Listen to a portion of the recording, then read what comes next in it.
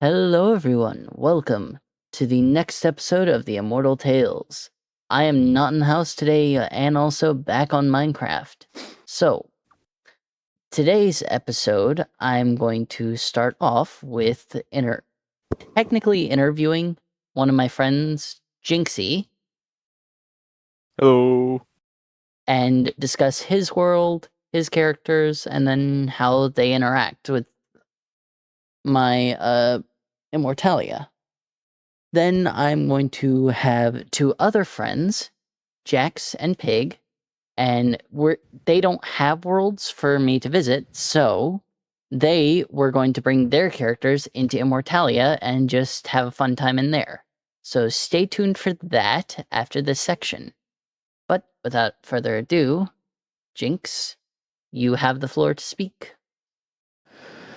My name's Jinx, the guy he was talking about, and I'm gonna probably start out by explaining the universe my two OCs are in first before I Mhm. go into actual detail about my OCs because I feel like it'll be good for context. But All right. basically, the universe my OCs are in.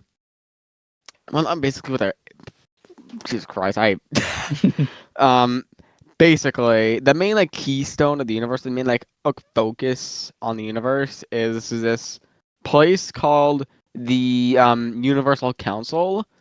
It takes Mhm. place in what we know in our universe as the solar system, and it's run by what we know as are the planets in the solar system. Mhm. And basically,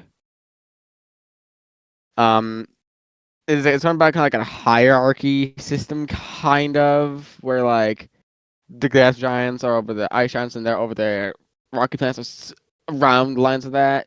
But Yeah. basically, the first one I was going to talk about, Jackal kind of works for them in a sense as like a bounty hunter or a bounty hunter slash refugee collector or finder slash he does like a lot of the work for the council outside of nearby solar systems and stuff like that. Mhm. Like further out in the galaxies, other galaxies entirely. Yeah. And his main role, like I said, is like that kind of like bounty hunter. No, not even like bounty hunter, more just like kind of like a hitman, more or less. It's hard to describe on that Mhm. side of what he does. But the way he met the Universal Council and the reason why he works in the first place is because he is also a refugee he's also a refugee, and the Universal Council's first refugee they took in. Mhm. The reason why he became a refugee is because his entire planet, got destroyed by another OC I'll be talking about later, anomaly, and because of that, before his planet blew up, Mhm. the Universal Council took him in because they Ah. noticed all the commotion because it's a pretty large commotion, and they took him in as their first refugee, and over time he gained not enough of their trust to start like kind of working for them. And about Anomaly, he is a partially organic, partially robotic being, godlike being, I guess. It's like a cyborg god, Yeah, basically. yeah, kind of. Like if it was just like a existing character to compare him to, it isn't really. But like the best I can describe it is like if you've seen like Teen Titans, the brain. Best way I can describe it. You can have Teen Titans Ah, Go, whatever Teen Titans want to say, but the brain kind of, where it's like kind of like a living thing in a mechanical body in a sense, a living consciousness in a mechanical body kind of thing. Best I can all describe right. it. Yeah, I can understand what you're getting at But there.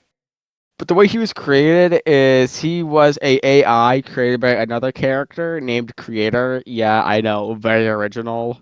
But he was created by Creator, Mhm. and eventually Creator forgot about his existence by accident and had to wherever he was, because I haven't really decided like where he was, where his area, house or whatever you want to call it.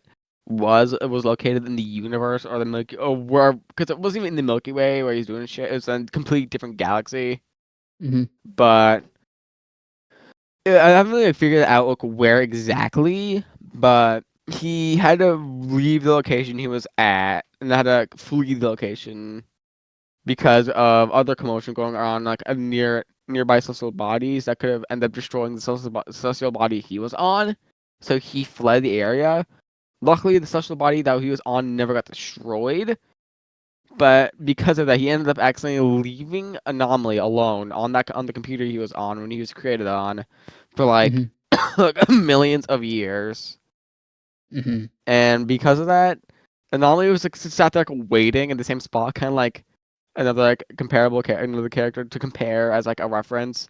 Spinel from Steven Universe kind of like sat there Yeah. waiting for all those millions of years, and then eventually just like figured out via like some I guess like an old like news report from a nearby system reporting Mm-hmm. on what happened in that system that popped up as like a pop-up, and he pretty quickly, because he's an intelligent AI, pretty quickly figured pieced together the puzzle, Mm-hmm. and because of that, he went rogue. And he was really mad. He got so mad that his like mental state kind of like fractured, Mm-hmm. and he went from like this like pretty like nice AI, not even pretty nice. He's like almost like the perfect kind of niceness to absolutely clinically insane and sadistic out of pure just rage. So if I may just kind of point out, assuming everyone who's watching this has seen the newest episode of The Amazing Digital Circus, kind of like Kane, and how he Yeah, broke in the newest episode. yeah, similar to that as well. A mix of that and like Spinel from Steven Universe.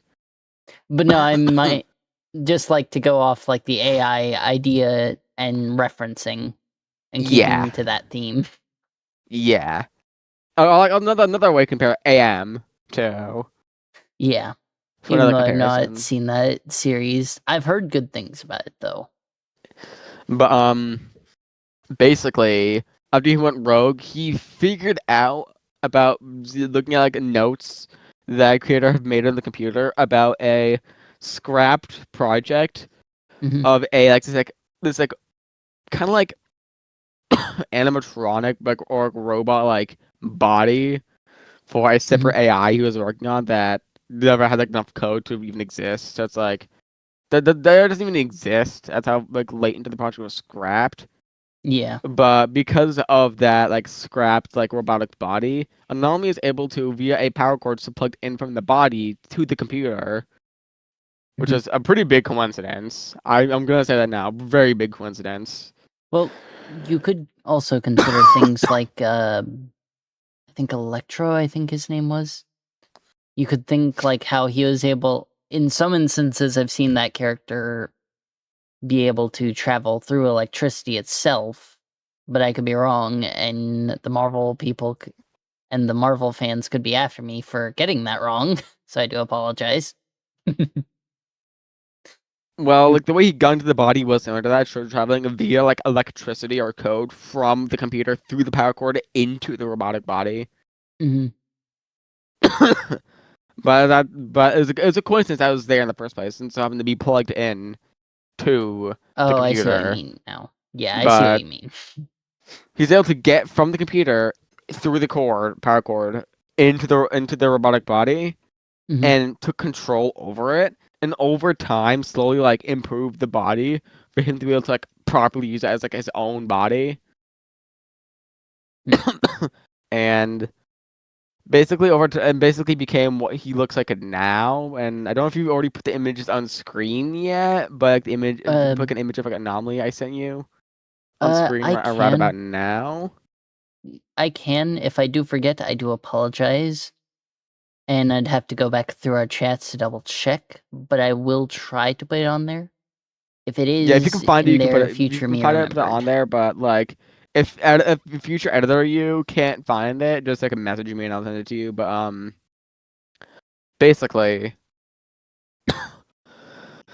he became what he looks like now over like a few thousand years of like repairing, researching about stuff, and constantly repairing, Mhm. like updating himself, like the hardware of himself Yeah. until he is now, and like he kind of has like this like skin like material on his body, kind of like not really like latex, like silicone kind of, or like ballistic gel kind of. It's hard to something like that. It isn't like a proper material we have on Earth, but it's similar to like, those materials.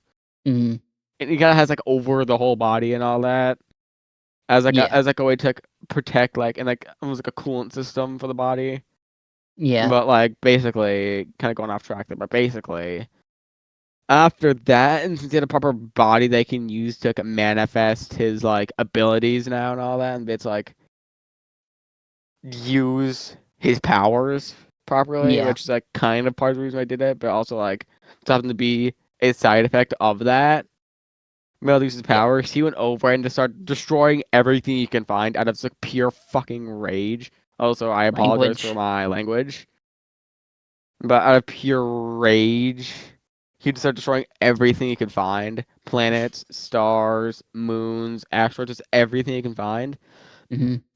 So I happened to stumble upon Jackal's planet where he was from, his species was from, and so I happened to just like wipe out that planet too, which caused the whole thing with like him, like the Universal Council and all that. Yeah. But eventually, out of like the obvious like trail of like destruction he was creating, the Universal Council caught on and first sent Mars, their main guy for like hunting down and taking down major threats. They sent him Mhm. out to deal with Anomaly. He almost got killed in the process. He got very injured. All the injuries he sustained, he was able to fully heal, but he Mhm. got very injured in the process of trying to deal with Anomaly.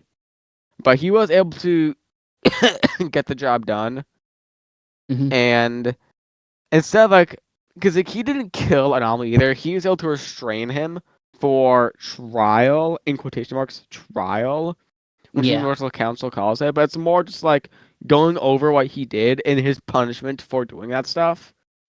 Yeah. And that's when he was inevitably sent into the Null Zone, which is where he resides now. And it is a zone in between, like, if you've ever seen, like, images of, like, the multiverse, and there's, like, the bubbles, the in-between parts of those bubbles, where there doesn't be anything there, that's where he lives now. Basically, So like, and that's the Null Zone. so kind of to help point this out too, because I have not talked about this. Kind of like how there's the strings in between different portals. It's outside of that string, kind of. Yeah. It's outside of the strings. He's kind of like, he's outside of reality, in a Yeah. way, kind of. But that's why he got sent out like to carry out his punishment for pretty much eternity Mhm. for what he's done. But he ends up running into a bunch of other beings living in there. Those who come from there and have been living there their entire lives, and those who've also been sentenced and punished to be there. Who I won't get into any of those characters because one, that'd be going off track a bit, and two, a good portion of these characters and also like Universal Council characters are owned by another one of my, not only owned but created by another one of my friends. And I don't want to actually like mischaracterize and misuse the characters and mischaracterize them at all. Yeah. So that'd be for a different time when I get more information on them enough so I can like describe them better. But basically, They'll, in other words, they'll either be on a future episode on my channel or an episode on your channel, depending on how yeah, we feel to go about that in the future. yeah. And if I end up doing stuff like this on my channel too, Yeah. which I might end up doing. But anyway, Also, a quick thing to everyone watching, we do apologize for our coughing. Allergies are awful to us. yeah, So we do apologize if you hear us coughing.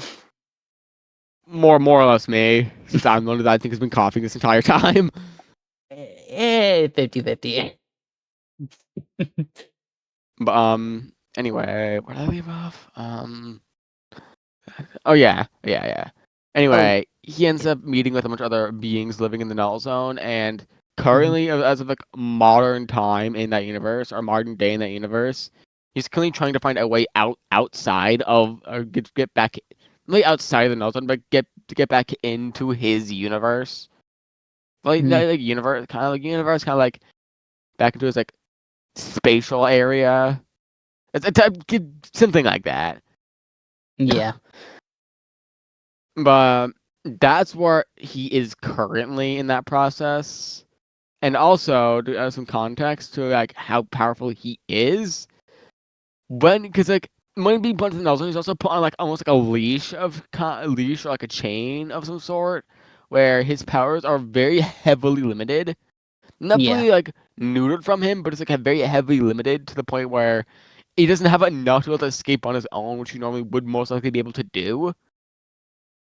And it's Yeah. via seal of a contract made or created by all 8 planets, or all 8 council members, planets, however you want to call it. Mhm. But it's seal made kind of conjured by all their powers combined, which is also how they sentence him to the null zone. But that's what's mainly limiting his powers. Mhm. And basically, all he has now is like the mumbo jumbo that almost like all like fairly strong characters have: incredible strength, incredible speed, incredible durability, all that. Mhm. Incredible, but he also has incredible intelligence since he's still an AI, Yeah. and he also has, I can't remember what it's called when you can manipulate electricity, but he can manipulate electricity, his own electricity, and also kind of create like these like mineral crystals from minerals like that he has like stored in his like mechanical body via like the storage units, containers, whatever you want to call it, that he can like send his particles through the air and then expand the particles. Oh, so like the Pym particles, kind of like something like that, I assume, or Kind you mean of, like pocket yeah. sand style stuff? Kind of like pocket sand style stuff. That it's also kind of like the Okay. pin particles, where like he can send it out, but then like grow it and shrink it as a crystal, since like all minerals like to form as like a crystal like buds, and that's how it would like form. Uh, I see what you mean. But that's mainly the only things he can really do. He can also kind of like levitate. They can't really like move fast while levitating. So like a But slow levitation. yeah, he can float off the ground, but he can't like fly like extremely fast through like nothingness or through Mhm. space or whatever. Like he used to be able to do without his powers like capped. So kind of like I should say. Uraraka's levitation or anti-grav type stuff, kind of. Kind of, yeah. Kind of like the basic schmo like Superman kind of flight kind of stuff. Yeah. But to make it make more sense, kind of it's like more like propulsion through the air, pretty All right. much. But So like a jet, like a light hover jet. yeah. All right. And I think we left off, and that's basically where his powers stand as of like when he's not when he has that cap put onto him. But when he doesn't have that cap put onto him, he's a much more destructive since like it is as all of the things I mentioned before, like his durability, strength, speed, all that, except for Mm-hmm. his intelligence, are much higher. Mm-hmm. And he can also manipulate reality, not like on a large scale, but on a smaller scale, to where he can like more or less be able to crush things to like a finite point Mm-hmm. if he wants to. Not like really large. Like the best way I can describe it is like he can crush things Hydraulic so press. yeah, he can crush things to a finite point, but it does have a limit to where like if the thing's too massive, it has too much mass, he isn't able to. Like you could crush a human being to like not like a singularity, but to a finite point, almost to create like a black hole, almost, but not Mm-hmm. quite. But if it's like but if it's like an entire planet, maybe like a planet has like a Mercury, he would struggle with, but could crush it down to a much smaller size. But he But anything couldn't. bigger than Mercury, he would not be able to. I see. And the only other things he can really do with that like minor reality manipulation is also manipulate like the rate at which you can like travel through space, which explains how you can go from place to place so quickly, even though the fastest you can really go in the universe is the speed of light. He Mhm. can do stuff like create wormholes, bring it from one place to another, pretty much. Mm. And Also, so, if I may quickly, because a thought came to mind. You said you didn't know the planet he was housed on when he was on a computer. This is kind of very off topic from the point we're at, but a thought came to mind, and I wanted to ask this of you. Would you say he could be stuck in Pluto, right? As they were claiming it was no longer a planet, as as the reason why the scientists had to leave because that was no longer a planet. well, I guess like maybe, but I feel like it wouldn't make sense of the reason why he leaves because it's for a more drastic reason of like a risk of like the planet being destroyed. That's Yeah, not like I like the idea though. It's funny. It's it funny. was just an idea I thought I'd throw at you for just like a funny moment. Or just like some funny reason, like the government shut him down because the planet was no longer government property, and therefore, if he continued working, he would have to start it. And it was too much to carry back on a spaceship, so he'd have to kind of leave everything behind. Yeah, That kind of thing. I feel like Just a as a little more real, a recommendation. little more realistically. I feel like, but better like to explain the reasoning is like is like something like a large like spatial event like a supernova something like that happening and the Hmm. risk of it affecting the planet and destroying the planet he was on. Luckily it wasn't large enough and it didn't affect the solar system the planet was a part of at all, but it's that risk of that happening which caused him to leave or something along the lines of that. But anyway. Hmm. It was just an idea I figured I'd throw at you to see what you thought about it. But anyway, like and anyway, going back to the last bits of like Anomaly's powers when he's uncapped, the other stuff I Hmm. mentioned like electricity manipulation and like that quick crystal stuff you can do. It's Hmm. also much more destructive and much more dangerous. To where the point like electricity power gets to the point where like you can like create like mini stars pretty much just like throw at people out of pure electricity, pure condensed electricity. But the most you can do now is most you can do now with electricity, and like, the most powerful attack you can put out Hmm. is a small beam of light around like the diameter of like I feel like almost the diameter of like a golf ball as like a size reference. And you can shoot that Yeah. out as a beam as like a condensed beam of electricity so hot and so powerful that it will just like delete. Not like fully delete, but it'll just like destroy anything else there.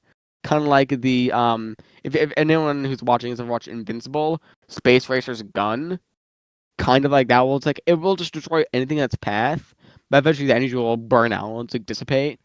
But it's like a mini little like a gun cannon thing that you can shoot out of his finger. That'll just like pretty much like destroy anything in front of it. Yeah. Which on a much larger scale to the LBS usually do is how you destroy a lot of planets by firing that into the core and exploding the core of the planet. That's what you Hmm. do a lot of the time. If nothing was stopping him really, Yeah. but but for time's sake, to continue on to Jackal. Jackal's main like ability is like he like durability wise and strength wise before the thing before he became a refugee was very average, like the average Joe, average Mhm. schmuck. It was pretty much similar to that, maybe a little bit above average, but pretty much like the average schmuck of his species, Mm. which is similar to like the human species, like a level of like strength. Yeah. But as of currently, he is much more comparable to the strength of a not fully to one of the planets, but very close to a strength and like one of like the council members of the planets. But still Yeah. not enough to be able to beat any of them really. Maybe for like Mercury, but Mercury's like for the planets a kid. So Yeah. like So but it'd be like anyway. comparing the strength of an adult to the strength of a child at that point. Yeah. But the main source of his power really comes from two things. First of all, his species, which innately are like there's like a jack-o'-lantern pumpkin things, but like they just show just a coincidence that they look like a pumpkin from Earth. Hmm. It's just how the species evolved. But their species, oh, it looks like a jack-o'-lantern, I should say. But their species has like this like kind of like the core of a planet, but not really. It's like inside of them is more so powered by like it's like fire that can't really be put out at all until they like die from old age. So But it's it's like like a candle in sort is their soul to kind yeah, of like that. visually represent this in one's mind. They have kind of like a physical like soul essence that like no matter how powerful a being is, can't really put a soul essence out unless it just like burns out naturally, which the Yeah. species will always do. It's like for a human species that like the oldest the ones that seems like live is like 105. The Hmm. oldest like one of the species I've ever seen to live is closer to 350. Hmm. But via like technology like that council has, they can also like heavily slow his aging to keep him alive for much longer. Because he's also like a big like tool, not like a tool, but a big trump card to their disposal. Right, if Yeah. dealing with some threats. But his main like abilities or powers, so to say, has to relate to that in the sense of like he can't really like die. In a sense that he's not like immortal, but like Hey, that's to me. really kill him. You said it. You said it. But Sorry, I had to make the joke.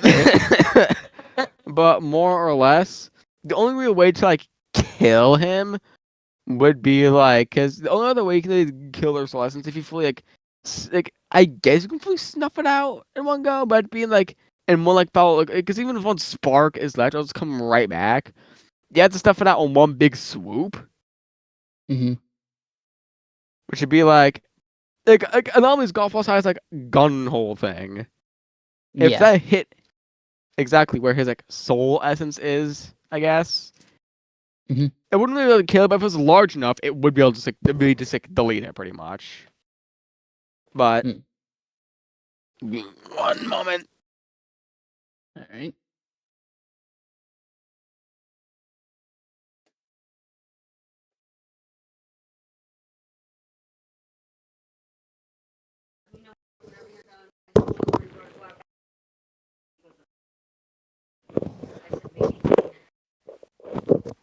Anyway, Hmm. and the main source of why he's such a just like a powerhouse is the fact that the Galactic Council has given him a very powerful weapon. It is Hmm. this double-ended like axe flail thing made by a really durable chain made by constructed by a similar material, I guess, or some like material to like if you've ever seen like Superman, the key to like Superman's like lair or like house, whatever you want to call it. Yeah, I know what you're talking about. Where it's like the tiny key, but it can only be picked up by him. Da-da-da. Yeah, like the material is similar to like the core of a dead star, kind of thing. Would make it really Oh, durable and also very heavy. so it'd be like Uru from Marvel, Yeah, like which is what Mjolnir is made out of. For those who are not that big into Marvel, but it's kind of like that heavy to where it's like only he can pick it up, and then the Galactic Council. yeah. And it's the kind of and like the reason with weapons is so powerful. It's like also the blades are made also of like a similar but stronger material than the chain itself. Hmm. Or actually, like denser material, I should say. And it has been like Yeah. kind of like enchanted, I guess, with this Hmm. ability by specifically Saturn. About has this ability to be able to cut through literally anything by Hmm. splitting it atom by atom, not splitting the atoms itself, but separating the atoms together. Being able to like bypass any and all durability, pretty Oh, much. so separating the bonds between the atoms.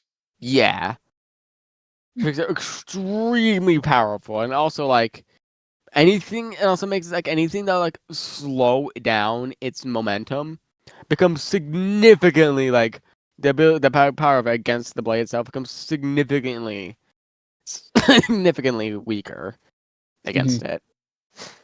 And like the only way you can like stop it, like grab it, is by like if you're lucky enough grabbing before he hits you, but only grabbing like the flat part of the blade, not the blade itself, goes Yeah. to just slice your hand.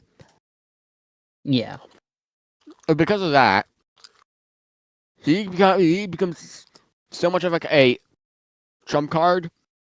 And then because also the fact that there's training from Mars helps him become strong enough to be able to even wield that thing. Mhm.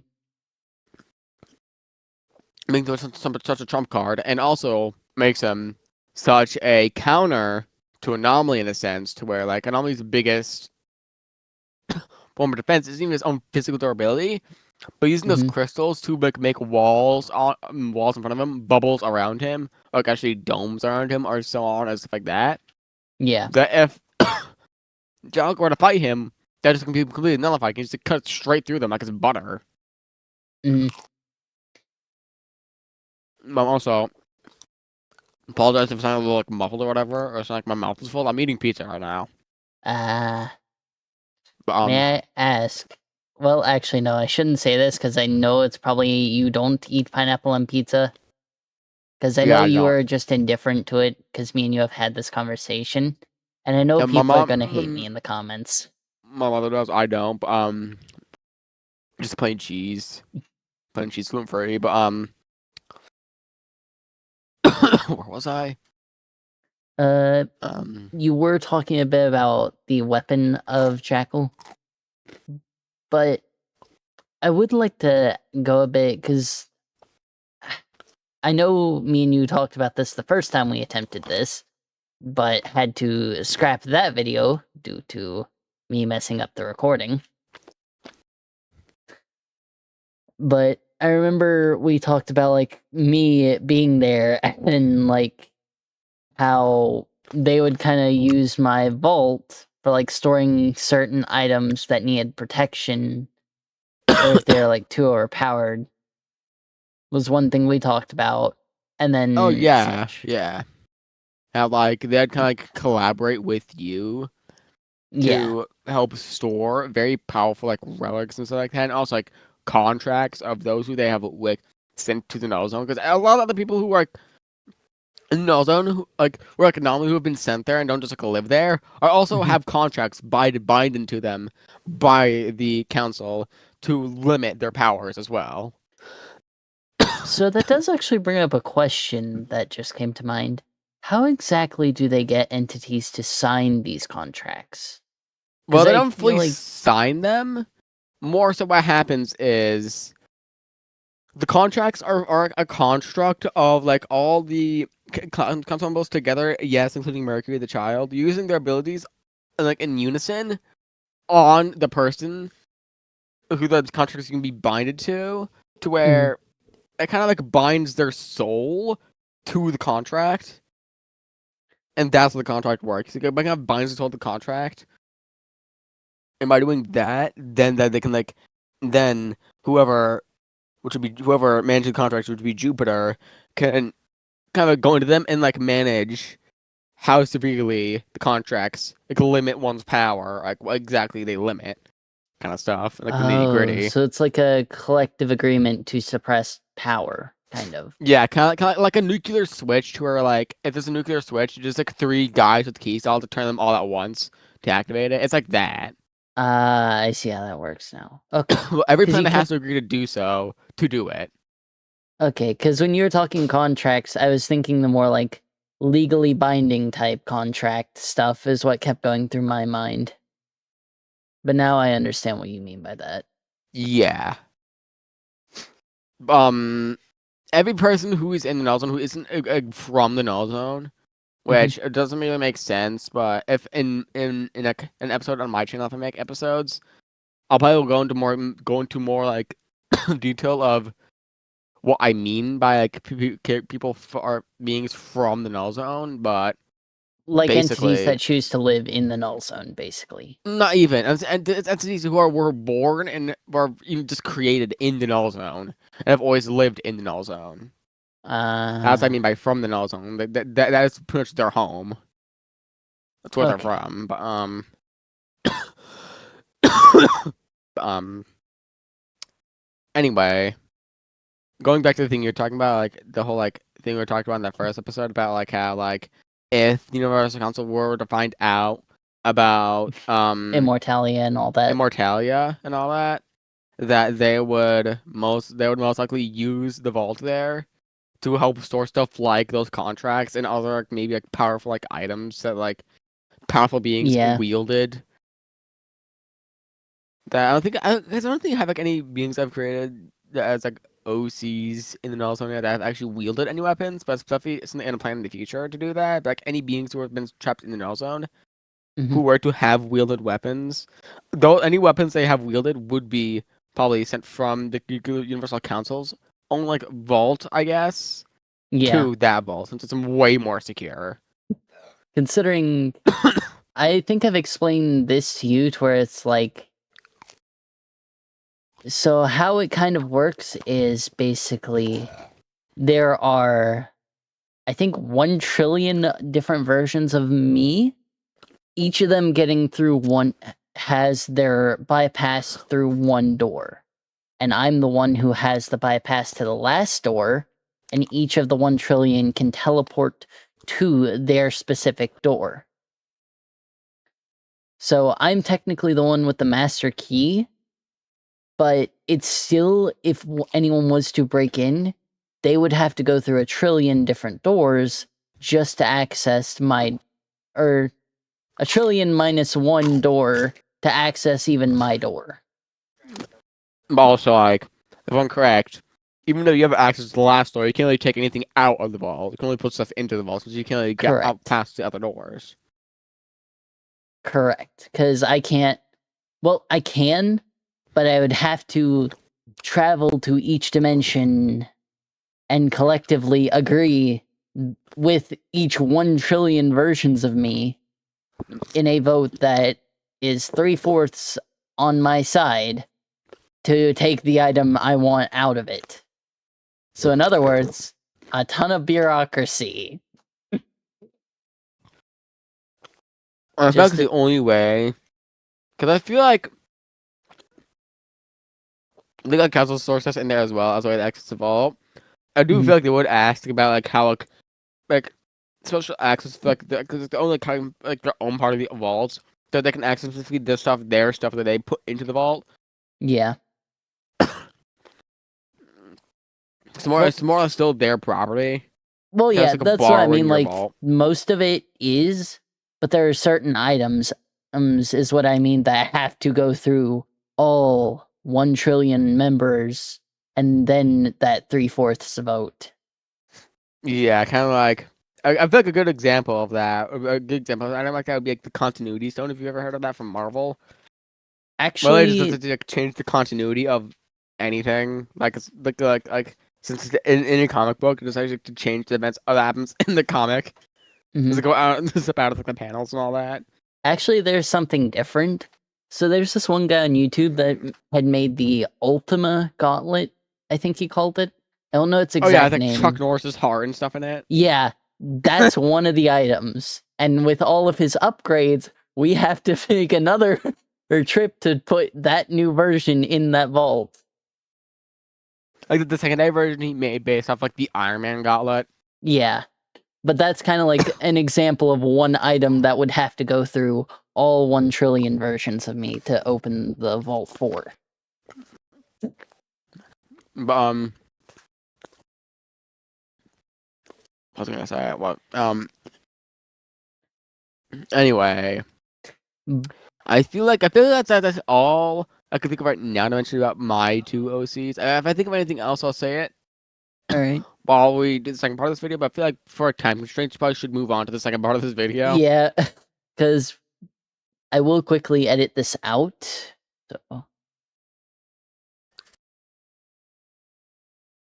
So we have taken about 40 minutes to discuss this.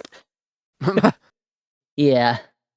So 3, 2, 1. So yes, let's do continue to the next part, which is where Jackal and Anomaly appear in Immortalia. So, if I'm not mistaken, you said Jackal would appear in Dark's corridor and Anomaly would appear in Glitch, or not corridor, Dark's sector and anomaly and glitches sector, correct? Yes, I'm gonna say this now. I might need some reminding because like last time I studied for all this to do the episode was like last time we did this episode to be 100% Yeah. honest with you, and so I'm pretty rusty with like all the names, like names, locations, and everything. So I'm gonna be Do not worry. asking by a lot for stuff like that. The names are going to not often stay the same. I will admit this now. So, like, Dark's Bar, I forgot its official name, but it will just be called Dark's Bar or the Raven's Roost. Because I think that's what it was called. It's been I'm a pretty while sure since that's I've what it's also watched called. my own episode, and my lore is constantly changing. So, let's start with Jackal, because I feel like that's going to be the easier one to start with. Yeah. So, what would Jackal be doing? Just like when he's not hunting for someone, let's say. It's because like he hasn't really got an artist or anything. He doesn't even know Anomaly has like somehow because like I feel like for context I used to skip the null zone. Hmm. A weird like anomaly in like space and time for both like outside space and inside space Hmm. happened like that rift thing you talked about occurred, and that's how they got into space in the first place. Oh, I'm so pretty like, sure. okay, so I could actually, why don't we start with Anomaly then, and then we'll move to Jackal? Because I got a good idea that I want to be sure to do for Anomaly. So, is just a quick question. Is it like just he's floating in a void, or does he have like a house just outside floating? I do have an image to kind of describe. It's kind of like answer that exact question, Hmm. but I don't know where it is. It's like somewhere on my phone. I have to go looking for it. I don't think I have the time to do that right now, so I'll just describe it the best I can. He does have a house, just kind of like floating there, but the way the null zone works, like it's like fragments of like space itself, just outside of space. So it's like so the best way to describe it is like fragments of like matter, Oh, wait. and he's in I a think I can portion. describe this for you then. Have you ever seen The Amazing World of Gumball, where that episode Yes, where and it's the like forgotten that? area. Yeah, Yeah. yeah. It's like fragment. It's pretty much like that. And he's not because like there's different like sections. I was also like I saw these sections about like areas or kind Hmm. of like biomes. I guess I could describe in the null zone where different types of like matter has been trapped there. One of them is mainly just like gaseous stuff. Hmm. And get gases, and then there's like a lot of like liquids and stuff. And there's a lot of some areas that are also like solids, and there's like plasmas, pieces of stars, pieces of planets, pieces of moons, pieces of like Earth-like stuff, pieces of like big hunks like lava, pieces of big chunks of metal. But he lives in a section on his big chunks like these like pieces of quartz, and that's where his house is on like a very abnormally large piece of quartz that's fragmented off of like a universe into the null zone. Hmm. And it's like and that form of matter, and that's where his house is on. And it just looks like it looks like a basic like house, like a cottage kind of, Yeah. but it's like it has like similar colors to like the colors on him as well. Yeah. But basically that's where he lives in the null zone, I guess. Hmm.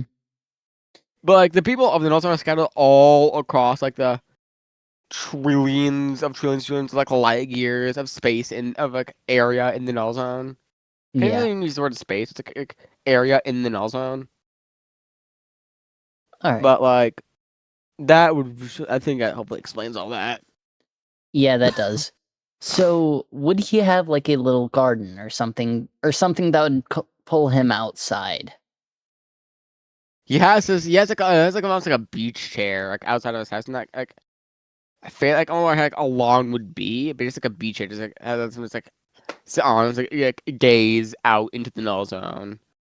Okay, so just like a chest or bah. Sorry, I was making a chest. I meant chair. You're making? I'm playing Minecraft while we're talking. Okay, that makes sense. I thought I stated this to you. That is what I'd be doing. No, I just forgot. Anyway, let's continue on. But he, so to describe how this would probably go, let's say on this day, Anomaly is just chilling on a chair, just staring off into the null zone. Then suddenly, a random portal appears. Now, I'd assume portals are very uncommon in the null zone, or they would be like used specifically for the Galactic Council. Yeah, because the guy council doesn't even like go into the null zone at all either. Because the way they get them to get in is because like, the sun's also like not even like the head of the council. The sun isn't really part of the council entirely, Mhm. but it's what made it. It was what the sun is what created everything in the council. So like a universal mother to all of them, pretty much in a way. Mhm. But the sun is the only being with enough power in To that enter the universe null zone freely. to be able to open up like be able to open up like a rift into the null zone. Alright. So, I would say, given this assumption, would Anomaly just walk through the portal, just like, hey, this is my ticket out of here? Probably, yeah. Because he Considering wouldn't it really would give a be shit about a. anyone. He wouldn't. He wouldn't really care at all about who is like anyone he's really met in the null zone to get out of there. He just like uses them pretty much to escape there. So if he Yeah. gets a free key out of there without needing to like team up with anyone, he's taking that key. Yeah. So, He is very selfish. here's what would happen. And just to kind of paint the picture, and I want you to help me say, yes, this is what would happen, no, this is what wouldn't happen. Because I want to kind of help with the storytelling and help other people visualize this as well. One day, Anomaly is just minding his own business, lounging in his chair, gazing into nothingness, when all of a sudden he hears a whoosh, and behind him, a orange, purple, and black portal begins to swirl behind him. Curious, but also feeling lucky for this random appearance, he walks up to and through the portal, assuming it's his ticket out of the null zone. There he finds himself in a dark corridor with a purple light at the end of it. Would he walk towards the purple light or try to walk back through the portal? Just like, I'm in another null zone. He'd probably before because he is still fairly smart. Before just Mhm. walking through another random portal, probably sense something is off almost right away. So I think the first thing he would do is form one of those like little crystals I think I was talking about, much smaller, like on the size of like a decently sized rock, Mhm. and with all of his strength, throw it towards the direction of like the light's coming from to see what would happen if anything were to go in that direction. Alright, so instead, what he does is basically. So think of it like throwing a rock through a very long tunnel to where it just echoes the sound I of got like, like big its pits and people impact. just like chuck stuff down, pretty much. Uh, to where it's like, you know how if you throw a rock down a large cave or into a cave or a hole, Yeah. like it's kind of like that, to where it echoes back the sound towards him. Is kind of what happens there. Then, and again, correct me if I'm wrong, I take a lot of liberties in this storytelling, so interrupt me if I get something wrong and you won't feel the need to correct it. But seeing that it is now a safe passageway to walk down, I would assume he would walk towards the light and just. Yeah. Alright. So It'll be a bit as. slow, but he would carefully walk down that way. Still with Alright. confidence, but just like carefully. So kind of like the swagger, but with careful swagger. Yeah. Best way to describe it. So as he walks towards the light, he walks for a good 2-3 minutes before getting blinded by a flash of neon purple lights as he sees what looks to be, for those who played Cyberpunk, Night City from Cyberpunk 2077. mixed with a lot of more Freddy Fazbear inspired advertising. This would be very And confusing for him because, like, in his universe, pretty fast, FNAF doesn't even exist. yeah, So, well, what in the world? there are also a lot of different advertisements for many different things.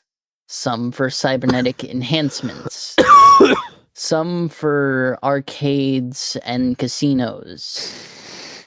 And then a giant flashing billboard appears right above him. It just kind of like, think of like a holographic billboard just flickers to life right behind him as he turns and whips around and sees a sign that says, "Welcome to Immortalia," more specifically, the Glitch District.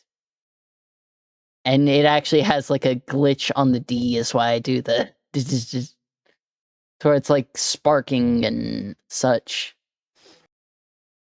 And then a advertisement for the Glitchcade, which promises information on Immortalia, as well as fun, pizza, fantasy, games for a glitching good time. I feel like he would probably track down the Glitchcade. Glitchcade? I think it's called, what is Mhm. it, Glitchcade, if I'm correct? Yep, That was Glitchcade. called? Glitchcade? Probably track it down for the one reason of information on this place. Because Mhm. he's the kind of person, like, he hates going somewhere and having no idea where in the world he's at.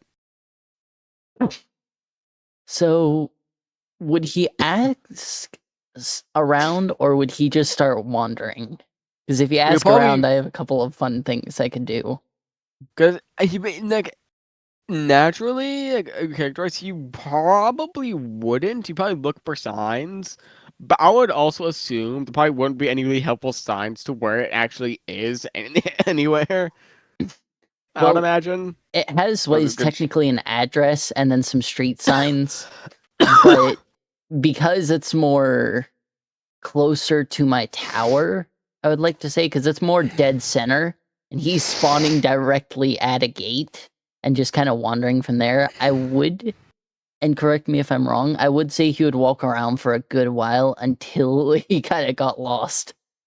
Yeah, you probably do. You probably, like, keep looking for signs, and then just and eventually, because also, like, he has like a, like, as an AI, he would have like a mapping system in his head, his brain or Mhm. whatever. It would be completely useless here. So you'd really have like no clue where he's going. He'd be fully lost, and because of that, he would probably, like, eventually give up. He'd probably actually fold and, like, Walk up go to some and random person. you know, it's like random, like, it's like a poor random person's like, okay, buddy, tell me where in the H double hockey sticks is this stupid arcade? Or something like that. His voice isn't that deep, but you know what I mean. Actually, I would like to point out something funny. To an What? extent, there is certain areas that I will say, just for the sake of humor, there are certain areas within Immortalia that actually have profanity filter bubbles. In like, it's invisible, but it's a bubble that forces the person to say, like, instead of saying the F word, they would say flip. And it would just be like Kane's swear air censor bar, but instead of the sound, it just It'd be makes them say the wrong word. like, like, where the flip? Yeah, Like a kind of like very that. monotone. Yeah. But you would probably say something along lines of what I said earlier. Asking just like this poor random person. And he would So, look very intimidating too. He would be very scary looking while doing so because he's, I think, like, like 5'6". But despite that, he has almost like, I hate to say aura, but it's almost like aura mhm. to it, like emanating from it, almost like feeling emanating from, like, anyone who goes nearby him, just like they could be like sick to their stomach in a sense. I would, like, they could Mhm. sick to their stomach and also like very, like, uncomfortable around him. All right. So he walks around seeing both humans and animatronics of all shapes, sizes, makes, models, and other stuff. Seeing some Hey, he fits right people in. exactly, so it'd be like FNAF style animatronics of various different versions, including Nightmare and animatronics and Twisted animatronics, might I point out. I find it funny that how like because of what he is naturally, and also the area he's in, the color scheme he has to him, Mhm. he would fit right in. No one would really bat an eye at him being there, which is really funny.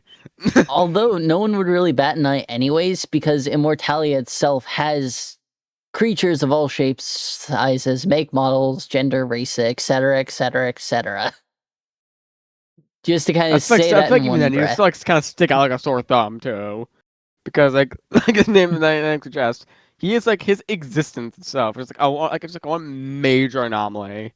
Like Yeah, how like I think his appearance would definitely be like a very rare looking appearance, even to places like Immortalia and stuff. yeah. But for the sake of our story, let's say he walks up to an animatronic. He walks up to an animatronic that looks like it is a mixture of circus baby, balloon boy. It's hard to fully describe. It's a mixture of both, but neither at the same time. Wait a minute! I recognize this description from the failed video. Wait a minute. Hmm. But Hmm. so how this My so bad. when I mentioned like certain places have the profanity filter, what I should have stated was certain characters, with this one being one of those. So instead of him saying instead of him actively saying what you said, he would actually say he double hockey stick as the thing as he walked up What the to H double Circus hockey Boy. sticks? So Anyway, continue. Circus Boy, the animatronic, says, "Oh, you're looking for my brother's arcade. Right this way." As he kind of takes Anomaly's hand and gently pulls him along as if a child leading an adult. You would Even probably though almost this animatronic is like 5 inches taller than him. you probably almost instinctively like the second they came in contact with his hand and almost immediately pull away, and it makes it like disgust in a way because I forgot to bring this up, but he has what is it? He has a form of he has a form of hepiophobia, which is the fear of someone touching you or you touching someone else. Uh, He just does not like physical contact, so he would almost immediately just like pull away, almost uh, like a very visceral reaction to it as well.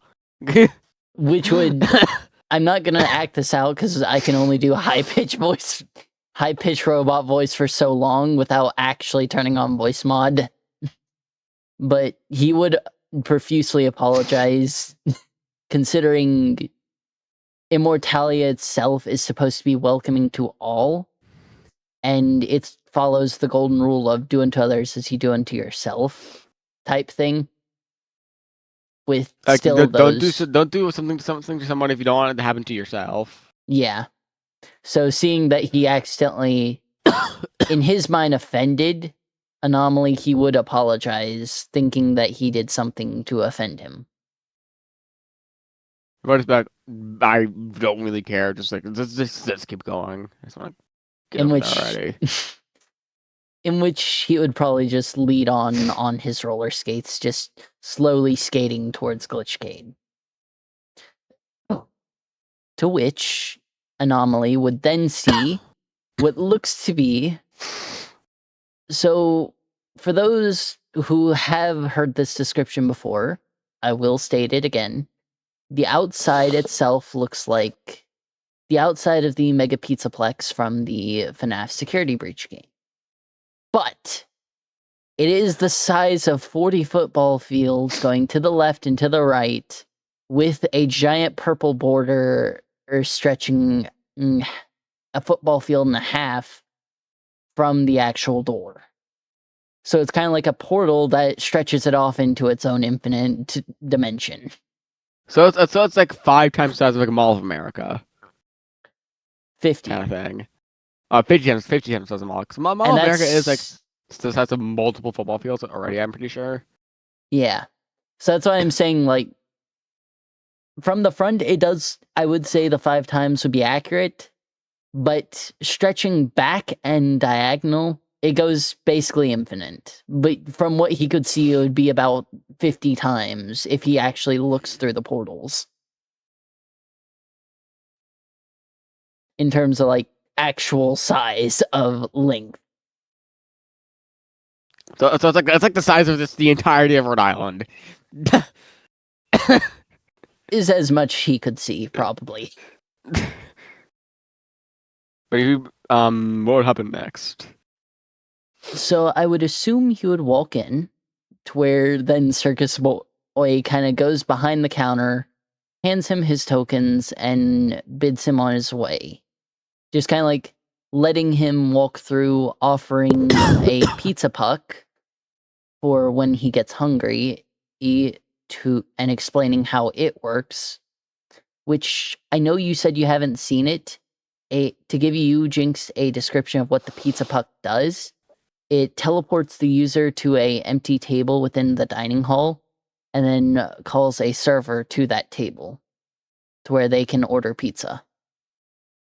What you probably do is just like kind of put in like it's like one of those pockets. Is like I don't eat. But again, still, everyone gets one as kind of like the standard items you receive for entering the Glitchcade is a bag with 50 tokens, 1 token per game, and then the pizza puck, in case the person Yeah, gets hungry. yeah, he would just probably like awkward, just like put it in his pocket and just like be on his way. And actually, this pizza puck in particular would have Circus Boy's face on it. Because he's one of the mascots. You good? Yeah. Alright. I wanted to make sure you're okay before I just start talking to someone who passed out from choking on. No, I ain't choking on anything. I just got a random coughing fit. That's what I mean, like, before you're choking on and cough. But he's also would be given, like, a map of the place, though it's more so a map of the central hub, in other words. Would probably look at like Circus Boy like so fairly like what's like a lot of like intimidation in his eyes in a way. I guess I can describe it, but be very intimidating. And he'd be like, what? Just Jesus Christ, holy stutter right there. He'd be like, tell me where in the world I could find whoever who can like, tell me more about this place because tell me more about this wherever this entire place is like, located or wherever because I was told via a sign that there's someone here who can tell me about that. And that's the only reason why I'm here. He cuts you off and goes like, "Oh, so you're part of the tour. Got it. Well, they haven't got here yet, but you can explore freely until my brother kind of finds you, or the tour group will arrive and someone will get you and bring you to there." Tour? What tour? I'm not part of any tour. I just got here. Oh, my apologies. There's a tour going on of other creatures such as yourself who have been invited to Immortalia to learn a bit about it. But just enjoy the place. Do not worry. Nothing here can harm you. Physically, at least. Mentally, that's a whole different story depending on you. You hear a slight chuckle, ominous chuckle does come out of Circus Boy's mouth, but there's no malicious intent behind the chuckle. Kind of like a dark humor joke type laugh. Yeah. Normally just probably be on his way, occasionally looking at like the occasional like arcade machine or two. He'd probably walk up to one, look at it, think it's stupid.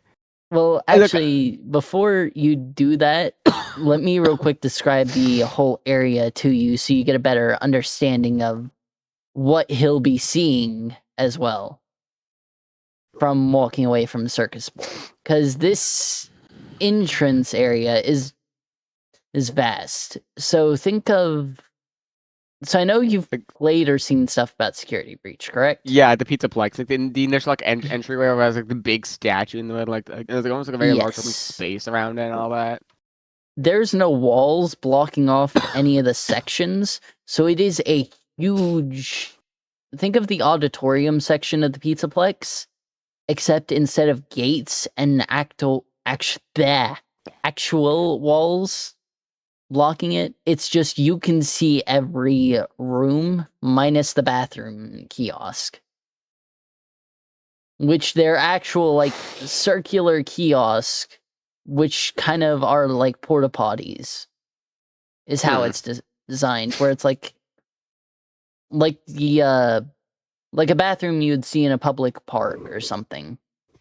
Is how Yeah, I describe know what you mean. Kind of like I remember once before too, like a physical building or whatever, Yeah. specifically made just to be a bathroom. And you can Yes. find them like even like sometimes on the side of the road somewhere, or even just at like a park or something. Yeah. And they can vary in sizes, but like yeah, I know what you mean. But he would see all of that. Then he would also see what is essentially a huge dining area that is about the size of a football field in just chairs and people. A giant stage with what is currently 5 or 6 animatronics performing. And this is all straight in front of him, mind you. To the left, you would see what is essentially a huge maze of play equipment. So, like, you know those, like, Chuck E. Cheese style play places? Like the daycare. Yeah, kind like of. basically just a huge, infinite labyrinth size play place like that. That is able to comfortably fit any adult, might I point out. And he also does notice some little, what looks to be robots on tank treads driving through it, helping people who are lost, as well as what appears to be a Ballora animatronic helping people who are lost. And to his right, He sees the infinite stretching arcade. And I do mean infinite stretching arcade. Which also has, like, VR games and other attractions as well. I just realized something. So, yes. this building is pretty much infinite, right? Yes. To the left and right, it's infinite. To the back, you can see kind of an infinite. I say kind of to where it stretches far, but you do see a back wall. What's hurting my brain is because Immortalia is a finite space. Yes. So how can that fit in Immortalia? No, in the entirety. Does like define like. You ever heard the define infinite like IKEA? reality? Oh, it looks normal on the outside, but it's like infinite on the inside kind of thing. That makes more sense. That's like, what I was trying to say with, brain. like, there's purple bars on the outside of the building at, like, the corners. That's kind of the facade of, this is as far as you're able to see from the outside. There's still more inside. Kind of like the barrier portal-like things that allow the building to be so Yes. big on the inside, but it's so small on the outside, because kind of like goes into like a kind of like a dimension in the sense of, like, that allows it to be that big in the first place. Yes. That like the building itself is just its own entire dimension, pretty much. Yeah. To a point. How I would like to describe it, those purple bars at the corners are the folds in reality that kind of anchor the actual physical walls that may or may not exist in the Glitchcade. So what he would probably do is probably look to his right and probably start going that way, since the place that is an area that looks like seems like the least like stupid to go. Because like, why are we going to an area why are we going to like the mess hall when he doesn't even need to eat, let alone can't even Mhm. eat in the first place? And the place area just finds to be way too childish. And also, it'd be an infinite labyrinth in itself of just Yeah. crawling. So as he goes to the right, he would notice some arcade games. Now, I would like to ask, would he have knowledge of like what an arcade game is, or like video games in general? Oh yeah, in his universe, basic stuff like arcade games like that do exist. It's just basic stuff, but like specific like pieces of media don't. Like FNAF, like Breaking Bad, FNAF, like specific pieces of media don't exist. There might be some like a variance, like technically like almost seems like it would be like a knockoff, like his universe's equivalent of certain medias. But Hmm. like general things like that kind do exist. Just like specific medias don't. Ah, I see. So in this arcade, actually, and I would like you to help me come up with some of these, there would be like arcade games from our dimension, like Pac-Man and Tron and stuff like that. But there's also games that look as if they would be knockoffs to us. So, like, say, instead of I'm trying Stuff to think of a Pac-Man, Fat Man. no, instead of Pac-Man, it's where it's Pac-Man, but you play as the ghost or something like that. Or like inverses stuff, or Yeah, like like a roll swap, or I gotta be careful with what I was going to say. I'm not gonna say it till off camera, but it'd be something like if Miss Pac-Man wasn't real, kinda. yeah. Or instead of dots, it would be squares and stuff like that. But continue on. But he would also see like, and this is the part I'd like you to give me an example of, like an arcade game from his dimension would be like what? I think the best I can describe it is like, hmm, Like think because of like your, because you could even say like actual games, like console games and such. Like there would be an arcade game version of Power Washing Simulator. probably like an arcade game, very like of like a Mario Kart, like an actually Hmm. in like real life, like a Mario Kart arcade game. But instead of being Mario, it's like weird weird like not really brand, but like what is it like company and like what's like I can think of the name of like thing, but like it's a very specific like video game, not like genre, but like video game like universe. I can't think of the Yeah, name of it, but you know what I mean. Like there's like Super Mario, something that's like the Kirby universe, something like that. yeah, Franchise. That's what I was thinking of. It's like it would be like Mario Kart, but it would be like a complete different franchise. It doesn't even exist in our universe, yeah. kind of thing. It's like that. All right. So what would be like a game that Anomaly would play? Like if he like to waste time and actually wait for the person to find him, I or feel like would he just? if there would be anything who'd find any interest in, it'd probably be some like universal sandbox type of game. To be 100% honest with you, So it'd be like let me think. How would you like do Space this? Engine. Yeah, so it'd be like a But it's also like there's also a game on Steam that's literally it's just a universal sandbox. It would be like that. so let's just say he gets to play that, but in an arcade machine where he gets to where it doesn't technically save whatever he does to that universe. And it'd just be like he gets to have fun and cause chaos. But it kind of takes place in like a pocket dimension. Yeah.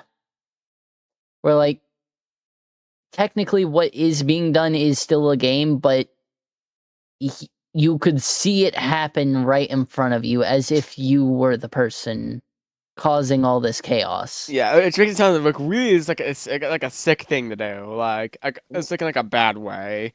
No, it'd be Like like an AR version of the game in a way, where kind it of yeah. displays that in front of you. that he'd probably be doing something like that, but then something would happen. He would get like really mad, and then just Mhm. like because it would have been like a physical like machine. It would be like a specific separate like section area thing like you'd stand in, So it'd and be then like some other a stuff would whole happen. area you could stand in and just actively, like, you could feel and push the stuff with your hand and you would actually feel it. Yeah, he probably get something would happen. Like, if you know what that happened, he would get so mad he would stomp the ground, and whatever the projection thing is being using on the ground to protect it, would just like he would just break it in that specific section. It was just because I would imagine, even though like the arcade machines aren't indestructible at all, just like Yeah. basic arcade machines. So he would just like and like whatever these for the AR, like the hologram system they do. So he would just like stomp on the ground really really hard out of pure frustration, and it would just like shatter whatever like hologram system they would use to project it. Hmm.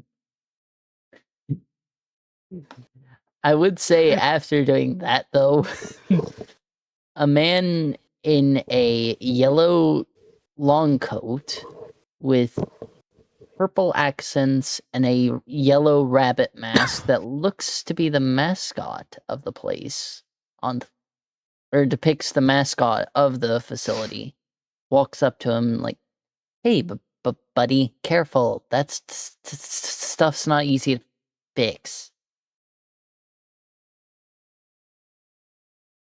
Well, it seems like you run the place, and looking at the size of this place, I feel like if one machine breaks, it's not going to be the end of the world. So I don't know about you, but this ain't my problem, and I ain't gonna deal with this. Actually, and then suddenly he would be kind of stop dead it because I assume he would walk away like, "This ain't my problem. I'm gonna leave." Yeah, you just like turn around, like his back turns back to him, kind of thing. You see, friend, in Immortalia, we have a rule.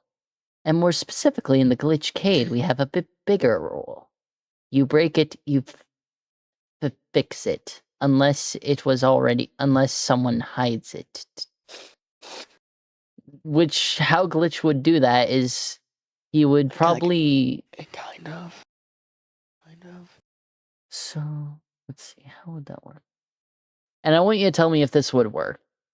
Because Glitch would definitely use his powers, which is reality warping and the ability to alter the code of the world and life itself, and kind of just freeze him in place, kind of like paralyzing him.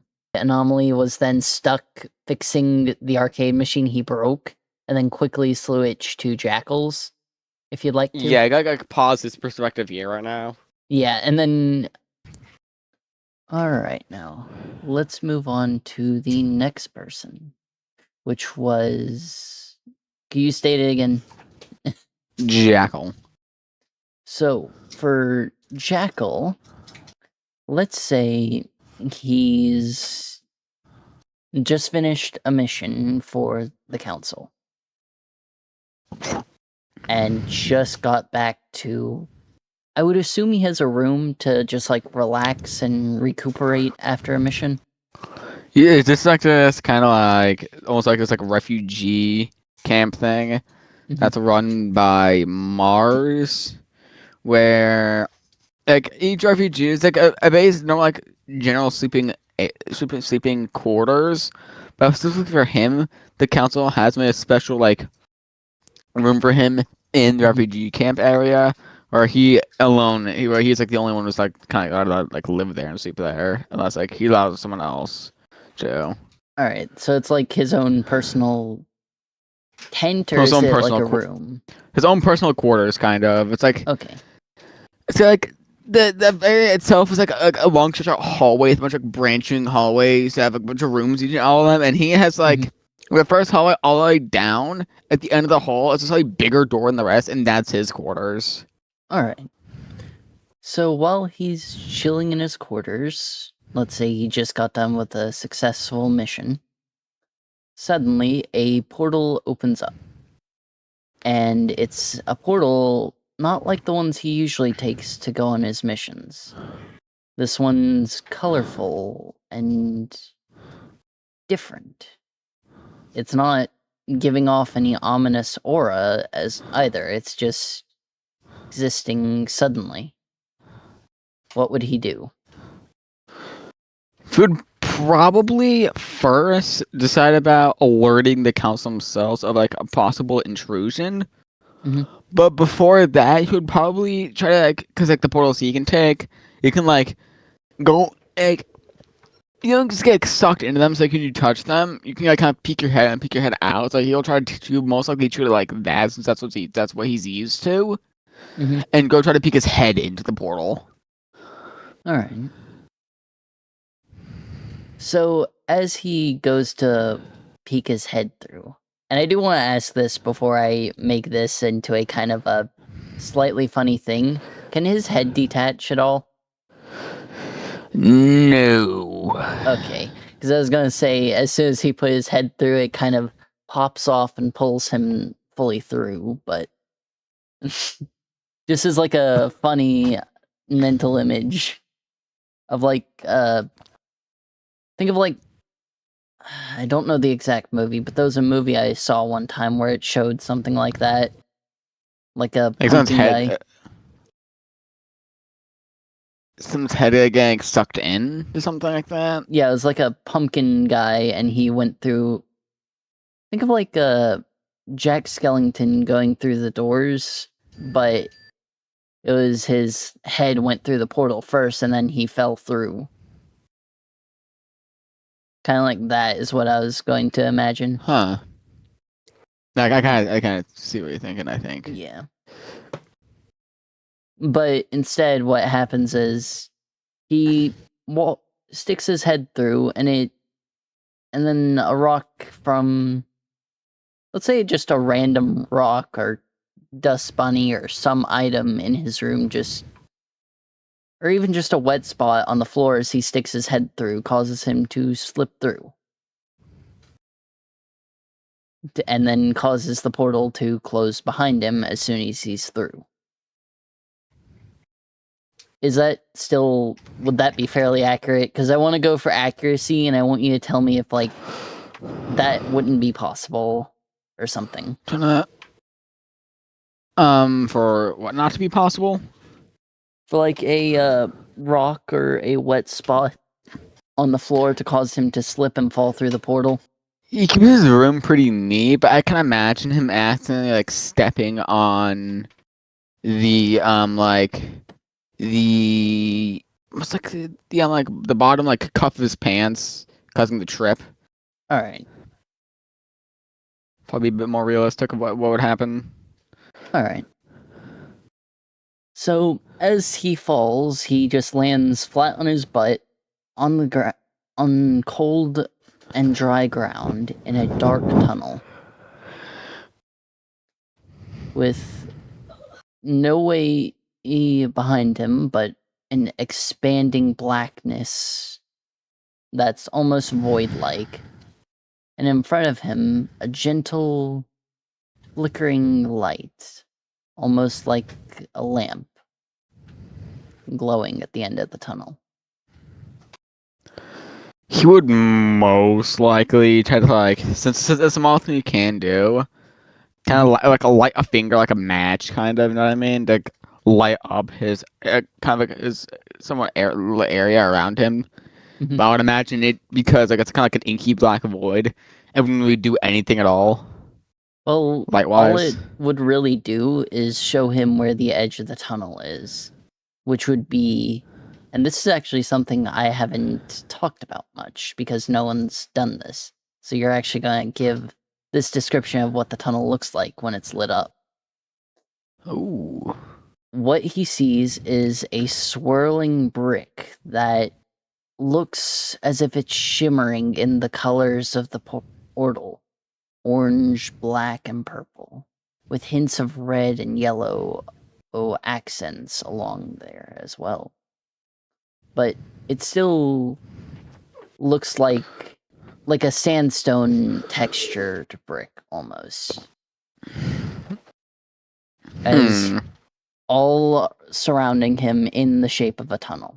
of like a pipe shape in a way. Like a sewer pipe, kind of? Kind of, except for the flat area he's standing on that stretches infinitely towards the void and towards the light. So more like a bridge tunnel kind of thing. Yeah. You'd Basically, yeah. okay, a car tunnel, whatever. You'd probably, with caution, walk forward while again still examining the walls, checking for anything that could possibly cause him harm in any way. Mm-hmm. And then he would eventually end up making his way to the end of the tunnel. Which way? Towards the light, I would assume. Yeah. Alright.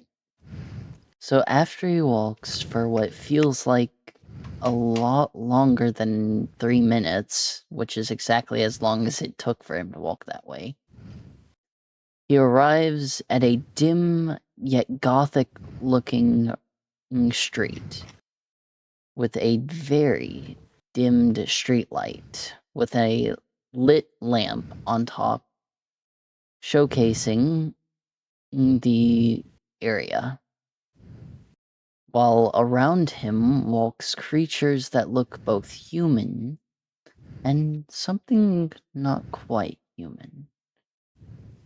All of which going about their business, just enjoying their days. Some in Victorian style, some in futuristic, and some driving what looks to be Mad Max style cars. All mixed into one district where the explosion of different. The easiest way I could put this would be fandoms, but that's not the exact word I want to use.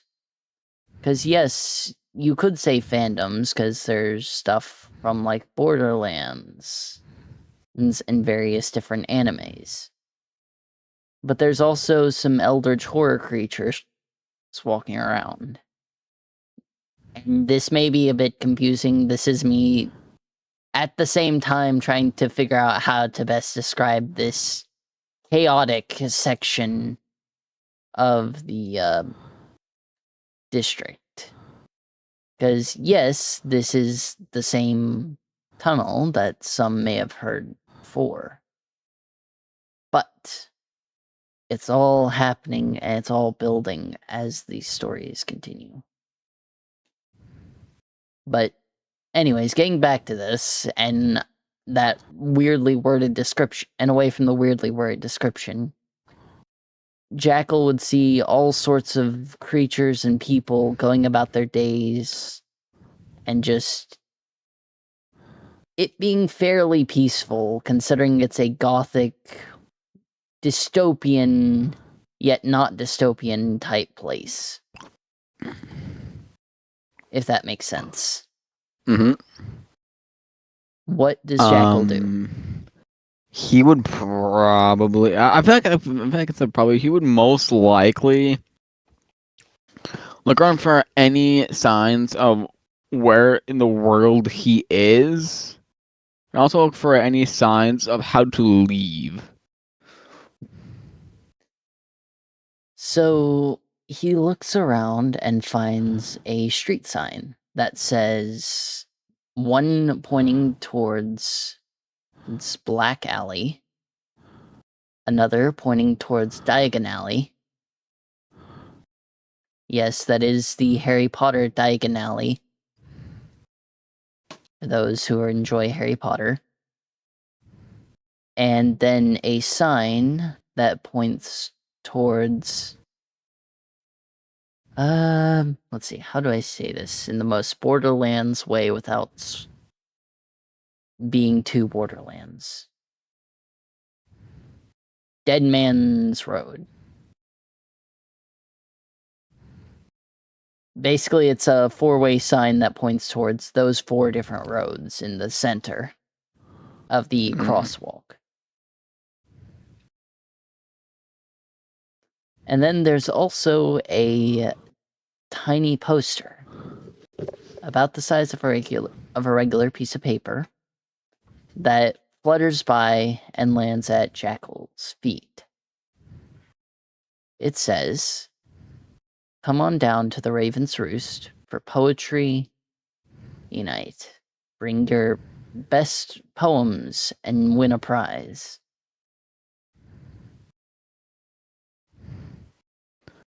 You'll probably to pick it up, read what it says, and then look to see if there is any form of like address or anything on it, or like form of like finding where this place is, to see if you can like ask anyone there where he is, since the locals who know more so than anyone else where this location is. All right. So would he like? So he's walking around asking for the location, kinda. Yeah, I feel he first like scan the paper to see if there's like any indication of like where this is, not just like what the place is, but like where it is. It does have an address, but it's on a different road entirely than what the street sign that he can see says. It's on a road called Raven Drive. Yeah, so he would probably like start asking the locals around where to find it. So I'm going to give you a list of people he could encounter, and I'm going to roll to see which number. So 1, he could encounter someone from an anime. 2, he could encounter someone from Borderlands. 3, he could encounter someone that is kind of Warhammer, more like Gothic, I guess you could say. And then 4, he could encounter someone from the SCP world. And we all know how crazy SCPs can be. So, ready? Mm-hmm. You got a 1, which was... Anime, I think. Yes. So, as you walk up, you see a man wearing a black and white beanie with a bear shape on the top. For those of you who don't know, this is a character that, actually, for those who, I think I talked about him during Tigos, but this is Yame, my favorite Danganronpa character. But continuing on. As Jackal approaches the boy, he looks to be in his late teens, but at the same time looks older. Ban. And what does he say to ask for directions? He probably says like, by chance, do you know where this street is located? And like point to the street listed on the paper. So, Yame, deciding to be helpful for once instead of causing chaos and despair, would point to the street and say, "Oh, this street?" Waiting for a response. Jackal probably would thank him. Would probably. What am I going on about? He probably not most likely, he would thank him and then make his way over to that street. No, you point to the street on the paper, I mean. On printing paper. Yeah, that street. You'd say. Let me see. Jackal would watch as he takes a quick spin around and then goes, doing that for a solid 3 minutes. if Jackal would stand to wait that long. He probably like over time, I was like the first minute, like tapping his foot, obviously irritated. Yame just enjoying it. He would just notice Yame's smile get bigger with every minute, and then he'd just point off towards the giant tower and say, walk that direction and then take a left after Shadow Street. And then just skips on his way, knowing that he's wasted Jackal's time. You probably just do what he said and go and follow those directions until he found until he found what he was looking for. All right, so he would walk towards the tower, and actually, what would happen is, as he gets closer to the base of the tower, it is basically the second street from being at the same street that encircles the tower is Shadow Street. And this is the only street in the district that actually goes from one end to the other because it's so close to the tower. And then would go down the street following the same directions and would arrive at the Raven's Roost, aka Dark's Bar, because I can't remember names except for the glitch Cade easily, apparently. Where I would assume Jackal would walk in, knowing that this is kind of like where everyone's going to be at this time. So, walking in, you see a person on a makeshift stage saying some poetry about.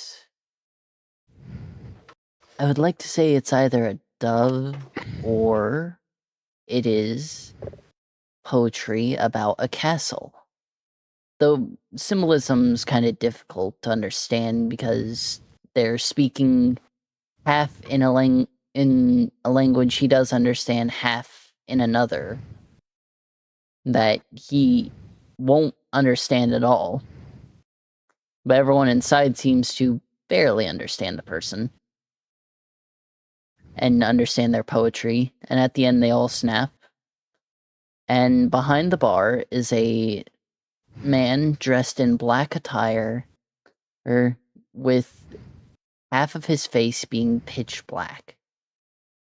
And that same eye that's in the pitch black side being completely inverted to where the I believe it's called the sclera is black and the iris is white.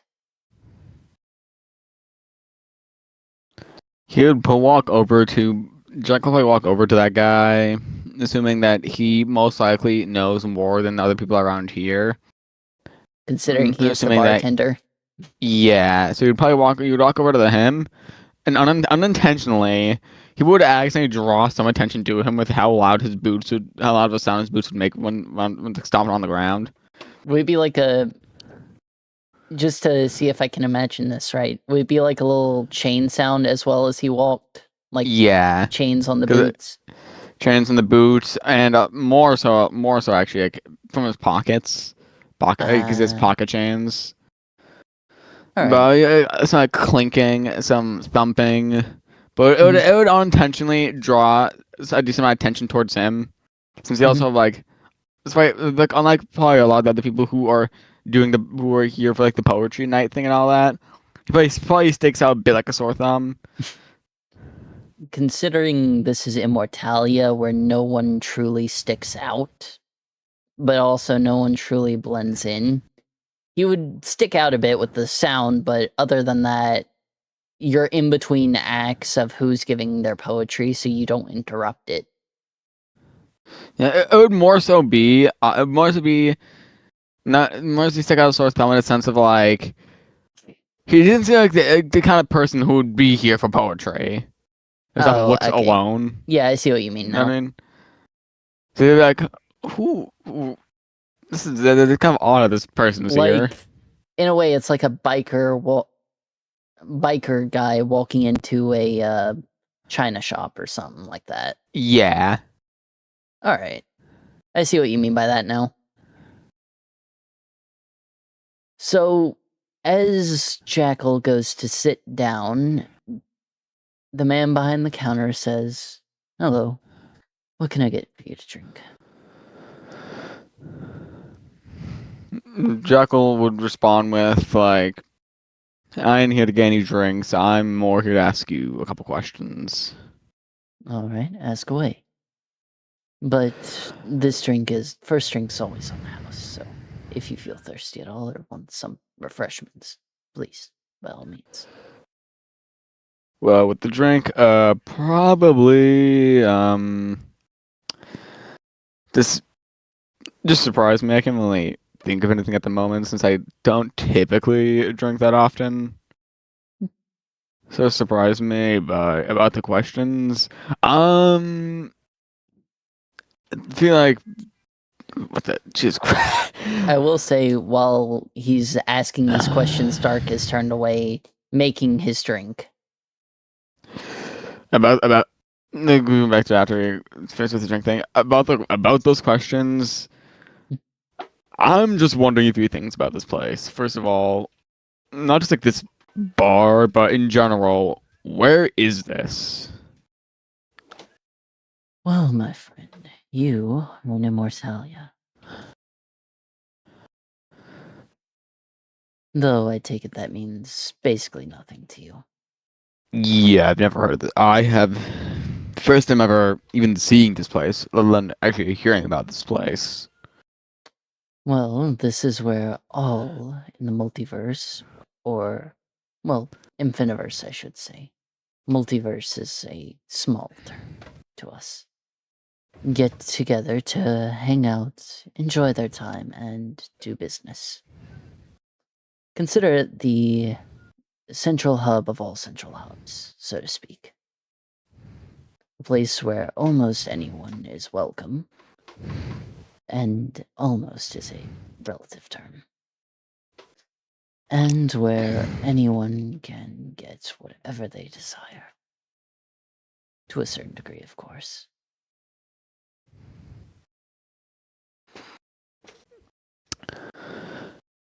Second question, how would I leave this place? Well, you're free to leave any time through one of the 4 gates. Though I do believe there's a newcomer in town that you may be interested in. He also, because one thing Jackal wouldn't notice is as soon as because Dark hands him a drink and then says that, but as soon as Jackal touches the cup is when Dark says, the newcomer in town you may be interested in part. Before he would take a sip from the drink, he would respond with, "Who is the name of this person?" He doesn't give a name, but instead hands a picture from the glitch district of Anomaly as he walks into the glitchcade. He would take a good look at the photo and then put it in his pocket, and then he would take on a much more serious tone. And look him most likely because he's probably not looking at him now, looking him dead in the eyes, with almost like a death stare almost. Yeah. Why is he here? Why is he here? Who knows? Infinite possibilities mean infinite people could walk through our gates. Well, to keep things short, he is a massive threat. Not in the sense like, oh, he's like a bad guy. He might like go get people hurt. He is a, how do I put this in a term that's easy to understand? World-ending A threat that can universal cause... threat on a minor universal threat, give or take. Ah, so something to keep my eyes on. Got it. Though that's my district, I can inform Glitch easily. He is supposed to be locked away. If you ever heard of the location, by chance, the Null Zone, it's like that area, like that's like located outside of universes. He's supposed to be locked away in there, so I don't know the how the heck he was supposed to how the how the heck he got out. But if he did get out, that's really, really, really not good. Or not if he got out, but the fact that he's able to get out is really not good. Hmm. So one thing Dark will say when Jackal mentions Null Zone, he'll say, "Ah, you mean the place within the bricks?" And he's referring to because those tunnels are visual representations of how you would see in games like Lego Dimensions, how it has that long portals loading screen, if you know what I'm talking about. Mm-hmm. That's kind of what it is that travel between realms. Is you walk through the tunnel and it's those bricks that carry you in between dimensions. And he's referring to outside of those bricks. Yes. If that's the same term I'm talking about, then yes. Alright. I know some creatures lie just beyond the bricks, so... Interesting. Because there's technically, I will say there's two types of ways an immortal can travel in the Infiniverse. One being portals, the others being the brick ways, which are ways to other similar dimensions in a way. So, brickways are only able to be traveled between infiniverses, or between infiniverse consciences, I will say. It's like how characters like Jackal and Anomaly are able to get through here is through the brickways. But we can travel, but immortals themselves, aka creatures within my section of the infiniverse, are able to travel freely via a portal. Does that make sense? Yeah. There's two different levels to interdimensional travel. One where it's more of a multi-dimensional side, and one of it's beyond the multi-dimensional side. Kind of being able to travel through the local group of dimensions, and I'm being able to travel Yes. past that general local group and into other local groups. Yes. Or it's what allows certain creatures to go beyond the central limit theorem. Yeah. But anyways, Dark would make sure, one, offer for Jackal to stay just for one more poem to finish his drink before he gives him the map of Immortalia that has the directions to the Glitchcade. He would take the map, and he would also accept the offer about the whole drink thing. But then he would kind of lean in and whisper to him, "Do you have a back room around here by chance so I can talk to you about something in private that I want to keep under wraps so no one else hears? Because it's kind of how do I say this? Sensitive information that no one in the general public should understand. I know the type, Yes. don't worry. I was once an assassin myself. Or hitman, I should say. So do you have back room under? I can talk to you about something regarding this and the guy who you just showed me a photo of. Suddenly, this black veil kind of appears around you to where you can't hear anything beyond what's inside it. It's like a bubble that makes everything but dark a bit kind of like a shadow flying over everything in the room, but it's a bubble that surrounds you, if that makes Yeah. sense. Yeah. And then and Jackal can no longer hear what's going on outside and only hear dark.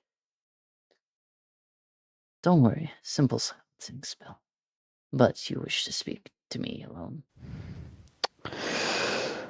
So this guy, he was a. So to give a bit more context to you on why this is such a big deal on that these fact he's able to get out is one, and this is information. This is not the information I want to talk to you in private about, but one, naturally not supposed to be able to escape the null zone. I'm aware. I've heard difficulties traveling between the bricks. Or through the bricks, I should say. But the information that is much more private, I guess I can word it. I can't think of the word right now. Too much is on my head. Too much is on my Top mind. secret. But top secret, classified. That's the word. Classified. Anyway, the more classified information that is the reason I wanted to bring you into somewhere like this to talk about is that I work for this, not a company or anything, but I work for this like organization in a way called the Universal Council. If you ever heard any stories about them at all or anything, He but nods, having not rudely, but he has had many talks with people over stuff like this before. Like, to him, he's not shocked at all about this stuff. Like, this has been the 50th time someone has come up to him today talking about this. he's more referring to like specifically heard of that the specific Universal Council that he works He, for. yeah, I know. I'm just saying, like, he's heard of, like, the same secret organization type stuff, but doesn't wish to be rude and lets him talk. Yeah. Anyway, we are an organization that actually does protect kind of across the universe, has been more, and so in our local universe group, and we take refugees, such and such, such and such. But anyway, he was our most wanted in a way, but our like he was the most dangerous person, and one of the first the council actually took in and sentenced to Mhm. the null zone. But he was, but it was a contract kind of binded to his soul in a way that should have prevented him from be able to even do anything that can help him get out, let alone actually leave. So the fact that he's able to get out is a major, first of all, a major flaw that happened, or second of all, and the more dangerous of the two, a major gap on our defenses, which is really, really bad. Which is probably related to those like brick portal things you talk about. Mhm. And if you don't mind you telling me, which I'm not really planning on giving you a choice whether to or not, but you kind of have to tell me, how do those things open? Why do those things open? First of all, in my quarters, and second of all, in the null zone where he was residing. So one, I do want to ask: is he asking, saying this in a threatening tone before I say how Dark would respond? He's saying it in a somewhat threatening tone because he's really giving him a choice on whether to like if he has any information on it. I'm not really giving him a choice to say to deny telling him anything. So Dark just shakes his head and smiles, saying, "And you really are new here if you do not know, my friend." As kind of he starts, just kind of like after hearing a threat to him, and he does this to everyone who threatens him in his own bar. But he isn't planning on throwing you out this time because he knows the seriousness in your tone of voice and knows that you actually have a concern about this that needs to be addressed. That But there's a meaning behind a threat. yeah, but realizing you're trying to intimidate him and always enjoying to retaliate to anyone who tries to intimidate him, he would appear in this almost eldritch horror type appearance where his face starts becoming more blackened. His eye goes from white to a reddish to a more crimson red as giant spikes form on his shoulders, and the bubble around you starts dripping, but not as if it's disappearing, but almost as if it's engulfing him.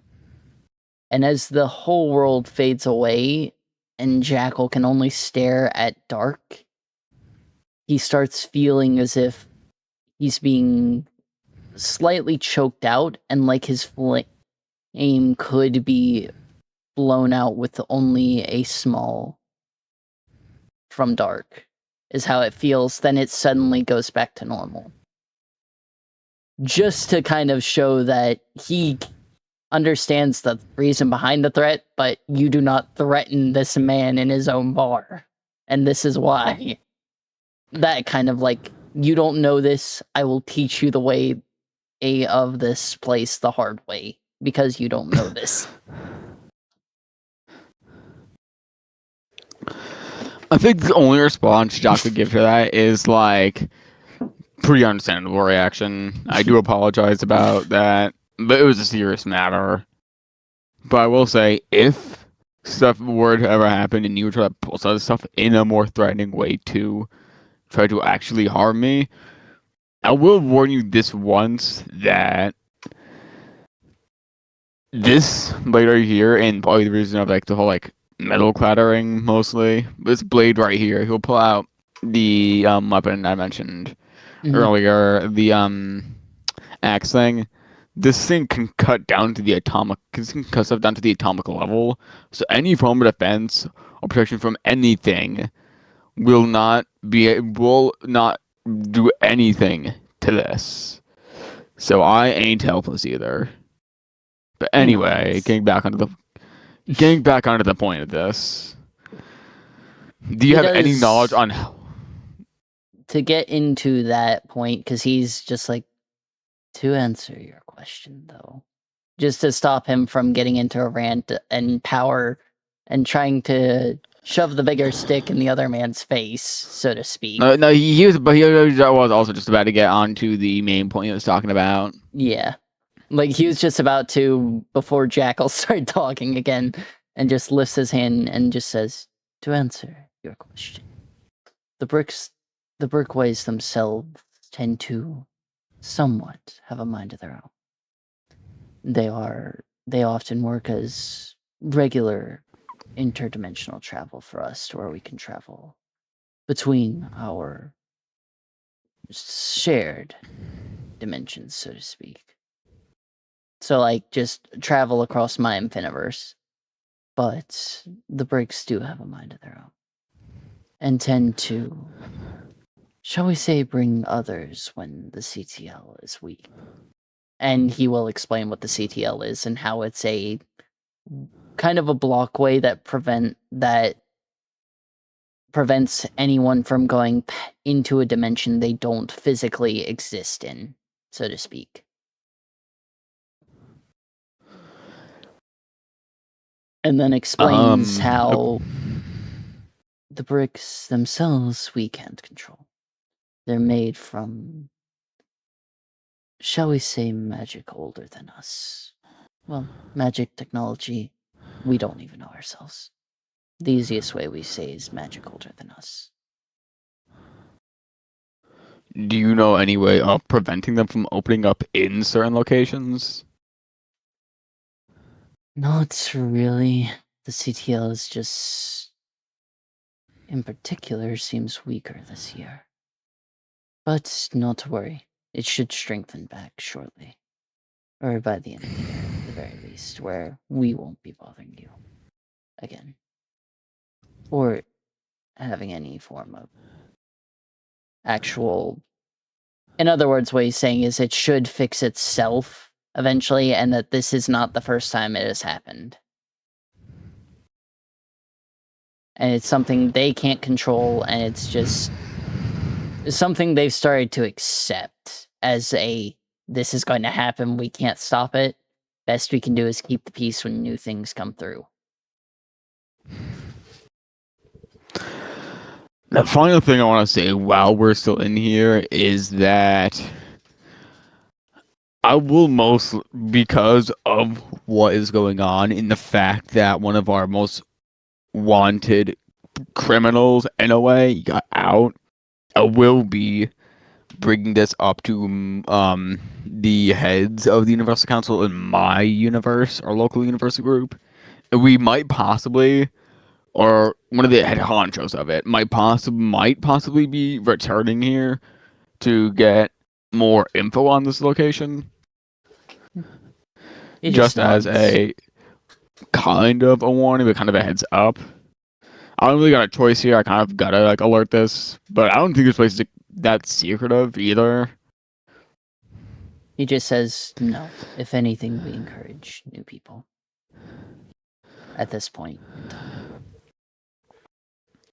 But that's mostly all.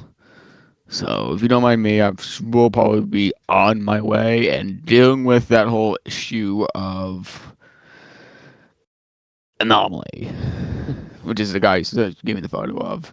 But just to make sure, what do you have any defense precautions against universe threatening threats, universe like damaging threats?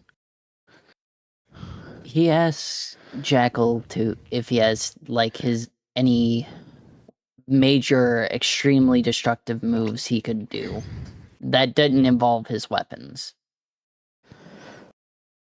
Or That even did right, involve that his Jackal could weapons. do, or that anomaly could do. That Jackal could do. Because he's going to try and demonstrate the power dampeners.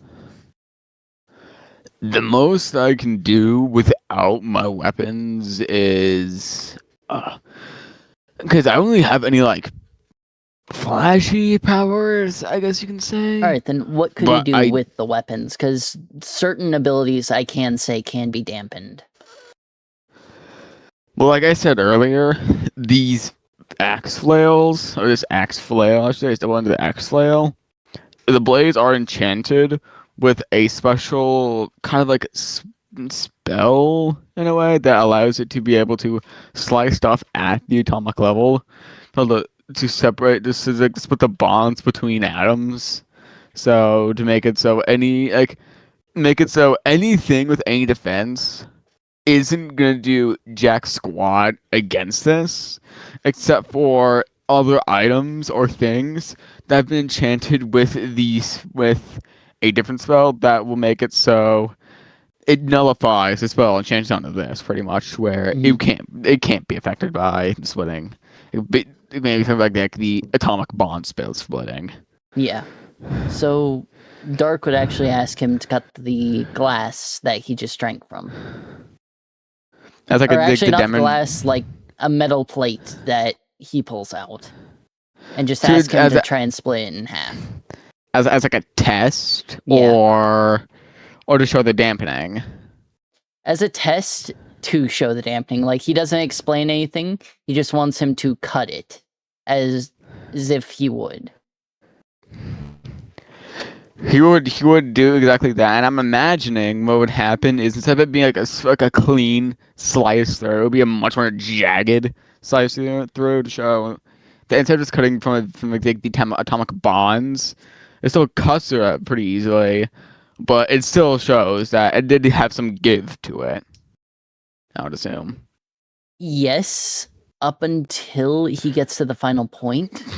Because it slowly gets harder and harder as Dark quietly and without actually showing any sign of him doing it, is slowly turning up the power dampeners within his bar to like show how this is going to be nullified completely to a certain point.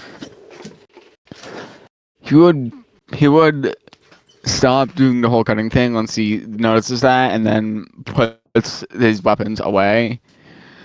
These power dampeners, just so I know, do these affect like only certain people have these affect only specific areas, or like is there a general one? General one. There is one for each district, but there is a general one that also restricts the more, shall we say, spontaneous world-ending event abilities. So, certain things like, have you ever heard of the Shy Guy? Or SCP-096? Yes. So there is one that dampens his ability to smash through everything if someone looks at his face. Still advised to not look at the face of 096, but it still prevents him from traveling across dimensions and space to find his target. Just to give you an example of how much of the thought that has been put into protecting everyone here. Last thing I'm gonna ask, because I really gotta deal with this issue about that guy, but these power dampeners, to give an explanation of something that guy can do, which is a big danger. He can shoot this like beam out of his finger, kind of, or two fingers or whatever, that's around the diameter of a like ping pong ball or a golf ball or whatever. And it's made out of heavily condensed electricity to the point of it being able to kind of almost like evaporate anything within the beam that he fires. Mm-hmm. And it has like a range of like, because the electricity is going to over time via like distance kind of like fizzle out, but has a range of like close to a few thousand miles, I think. He nods. Do these power dampeners, like, how would that affect that? It would weaken its power, but not its range. So it would affect the effect itself would be at a much weaker standard relative to the strength of the power, of course. Do So think of also like do these Death. If you shot a Death Star in here, it would be like the. Have you seen the Phineas and Ferb Star Wars episode? no. Okay, in that episode, Doofenshmirtz has what is essentially a Death Star made to crack walnuts. If you shot a full-size Death Star, it would only have the strength to break a walnut.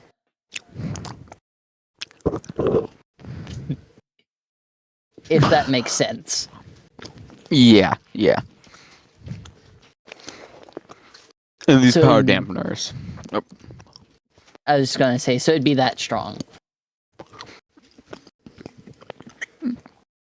But still, these power dampeners, do they prevent the killing of anyone who resides here? You see Dark have a big smirk on the left, on his human side of his face, as he says, "Now that is an interesting question. That does not prevent death. What prevents death is the ruler of this land, his decree when he made it." And he points to a small picture of me and Dark inside of his bar when he first decided to make it, where it shows an actual picture of like me and him just standing in front of the building. That is immortal. He's the one who both made and curates the whole of Immortalia, and has actually and this may sound mad, made it illegal for a person to fully die. So death is not something that is allowed in Immortalia. Or at least a true death in its sense. So if they die, they'll essentially be brought back shortly after, kind of. Think of Like Minecraft resuscitated? mechanics to explain this outside of Oh, like the they like story. kind of just like respawn. Yeah. You respawn at the actual tunnel and just walk right back in. I will still say, just as a safety precaution, if stuff were to go down, the general area where he's at have if because he's still a decent threat, just in case of precaution, have that general area be evacuated. Because I don't want anyone to have to like kind of go through the experience of death, if you know what I mean. Because he is still a major threat, even if his powers are much more dampened. Like they already kind of are for that contract. But anyway, if you have the ability to contact anyone that can do that, I would still recommend at least to have people around that area be evacuated. I If can arrange able. for preparations, but I still doubt it will lead to this type of type of destruction you were thinking. Trust me. All I'm gonna say is, do not underestimate that guy.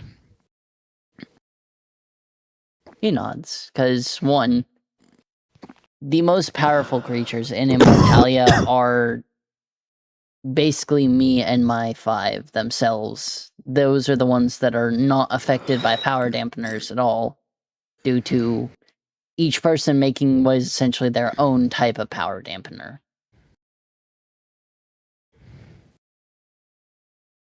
And one thing I will say Jackal would notice is how it seemed like it was eternally night within the sector he was in.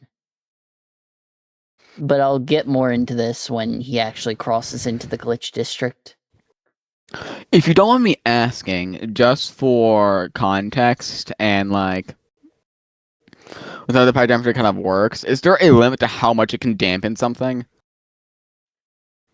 Not really. That is up to kind of the, I'd like to say, soul song of the person, and it's the strength of their soul song, because that is kind of the way we detect beings is by their soul song.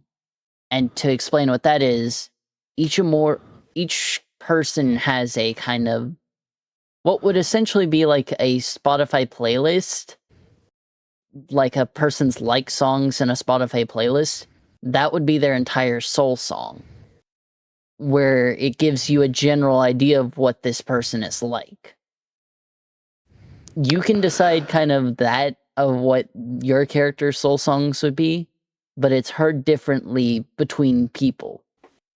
So, is it possible for a character to essentially kind of not have one? Because like with the soul songs, they just put to anything that is like remotely like sentient that's in there. Also, apply to specifically anything that's like organically alive in any way, anything that has like an actual like, soul Yeah, kind of so it's thing. anything that has what is essentially a soul. So anything that could physically die would have a soul song, and a quick additive thing. The songs in their soul song would kind of would be relevant to their experiences in life as well. So by that logic, technically Anomaly wouldn't have one. Well, Since unlike I will explain because to as well to kind of, I understand where you're getting with this, but there is like to a certain type of alive. Because if it's sentient enough to have powers in our eyes, it will have a soul song when it enters Immortalia. oh, okay. So like, Because I was gonna say if it's just based off of something that can technically, if with outside of immortality, can technically just like die. Then, like in like a natural sense, the other just like die and go from sentience to permanent non-sentience. Then yeah, Anomaly technically would not be in that boat since he was artificially made. And unlike any like animatronics, like would be the animatronics, and they still have souls, he yeah. would not have one because it's all just code. But if he's But still considered like a sentient alive in there, then mhm, yeah, he would have one. yeah, because even I will admit this, some of the animatronics that Glitch has that don't have souls in them do still have a soul song, which is technically their code. So like it reads off what what that entity or machine would have as its like programming, as a sort of techno song type song, Hmm. if that Okay, makes good to know. Good sense. to know. Anyway, getting back on track, since they're probably shortly after Jackal finished talking about the whole like death thing, Hmm. he would probably ask to leave, and he'd probably most likely ask to leave, so he could be on his way. Hmm.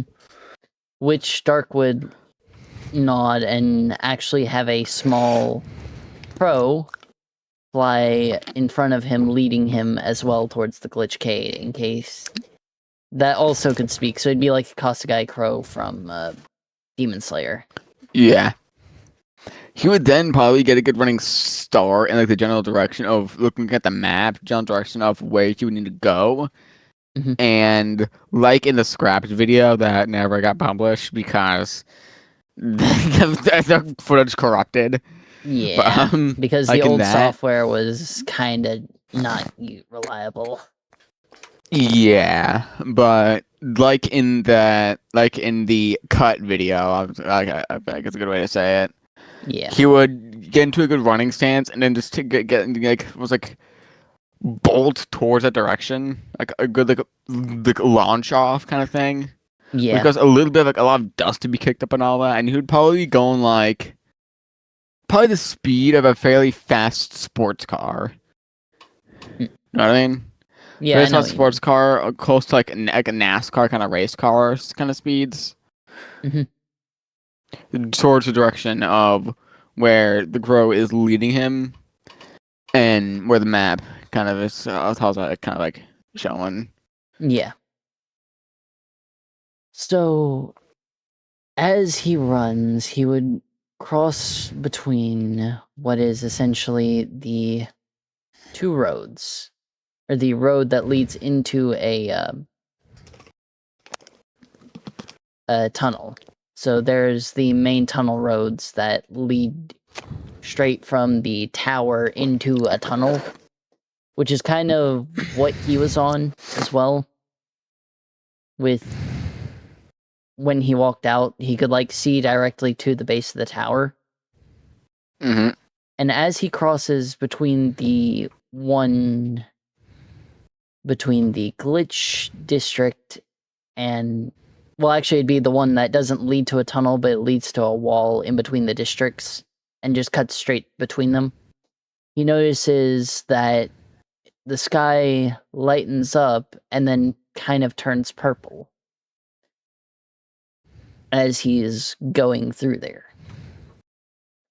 which which also signals that he's out of Dark's district and Dark's power dampener into glitches, where he sees the same scene that was described during Anomalies section, where it's all neon in your face with a bunch of cybernetic stuff and Freddy Fazbear stuff being flashed all in your face. What he would be doing is he would probably start slowing down a bit enough to where he can like take out the photo. That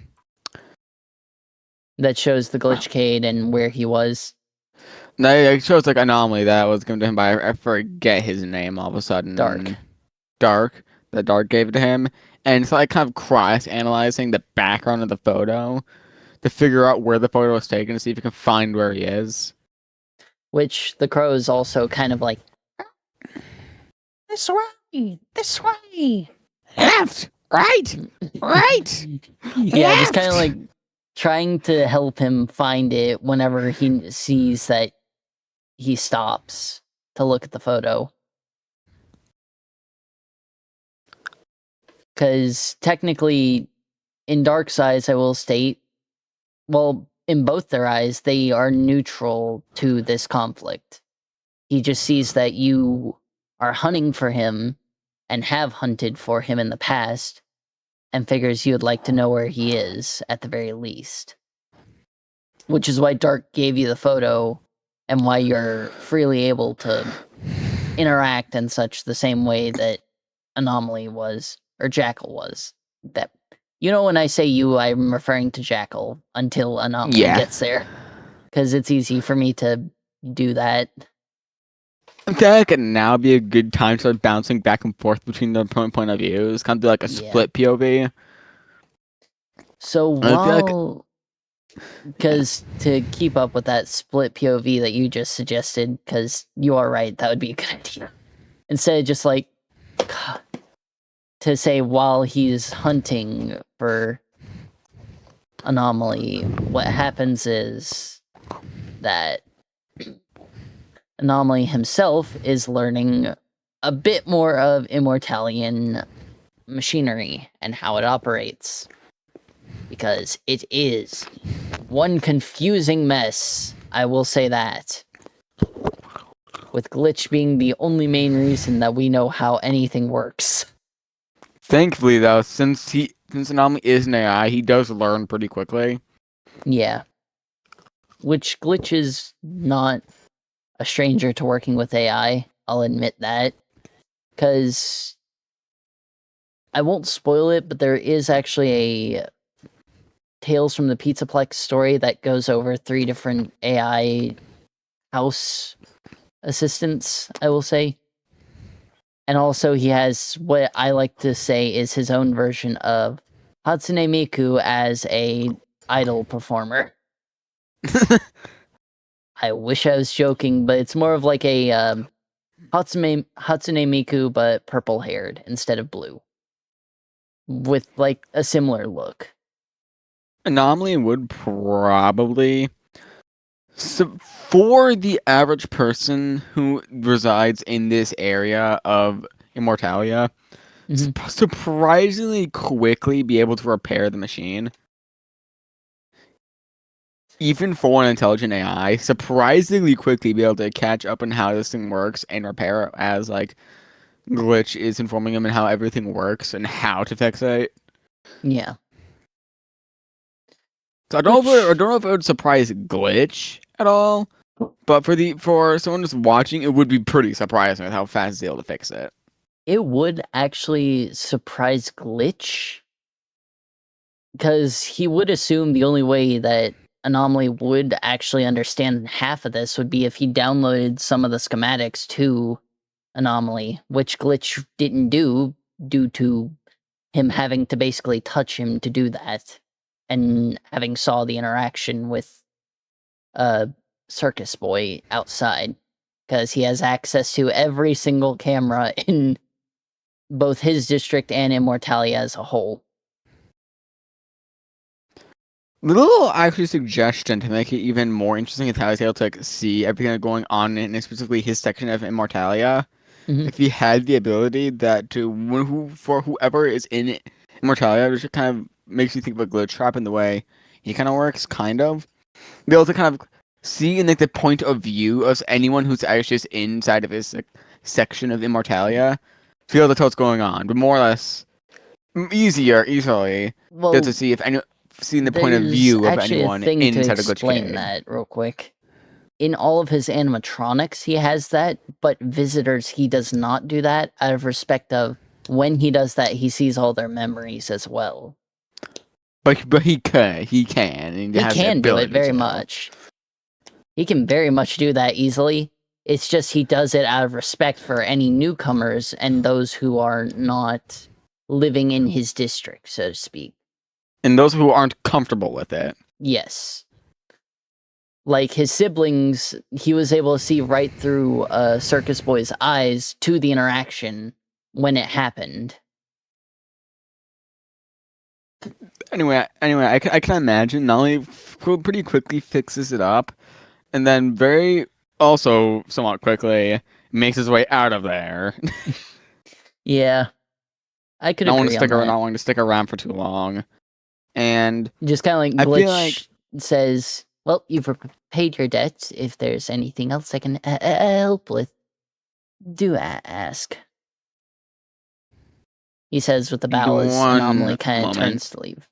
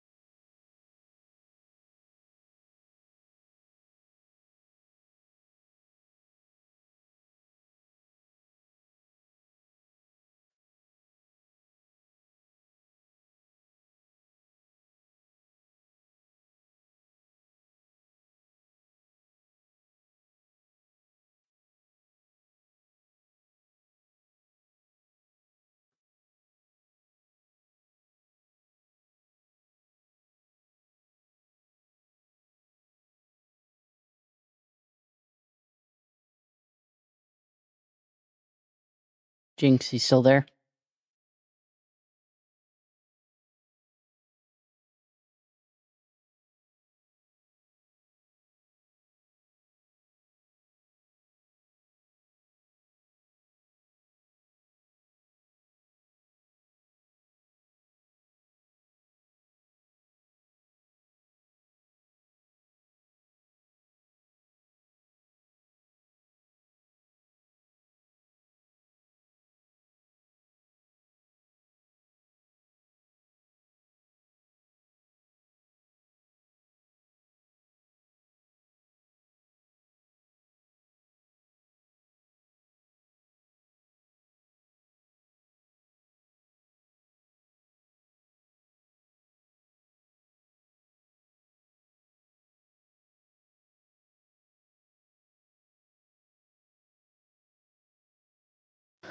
Sorry about the wait. I was messing with this like squishy toy thing, and it popped, and it has like really sticky stuff inside of it.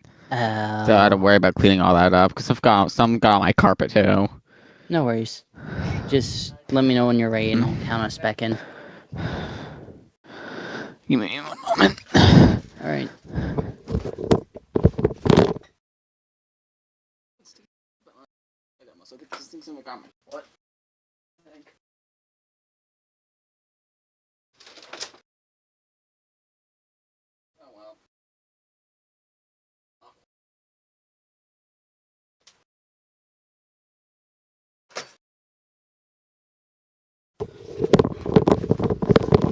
Okay, whenever you're ready, I'm ready. All right. This is just so I can know where to cut. I'm going to have to watch through this whole thing and hear myself count down in 3, 2, 1. Let us continue. But Glitch would thank Anomaly and then just bow right before he leaves, assuming Anomaly would stay long enough to let Glitch have that bow, kinda. But would Anomaly sense Jackal's presence, like, once he got in, or something? Because of the location they're at, probably not. At least not that quickly. Mm-hmm. But as he grows closer, he probably will slowly, since like sick, something's a little bit off. But he probably would walk out and then like start walking down the street and very like still somewhat nearby the glitch kid. Mm-hmm. Only like a minute after a few minutes after he left, Jesus Christ, Jackal would end up finding him there. So, like, right shortly after he walks out and starts walking down the streets, Jackal would find him. Yeah, and the first thing he'd do immediately, the first thing he would do is use the chain of his like flail thing Mm-hmm. to immediately try to restrain him.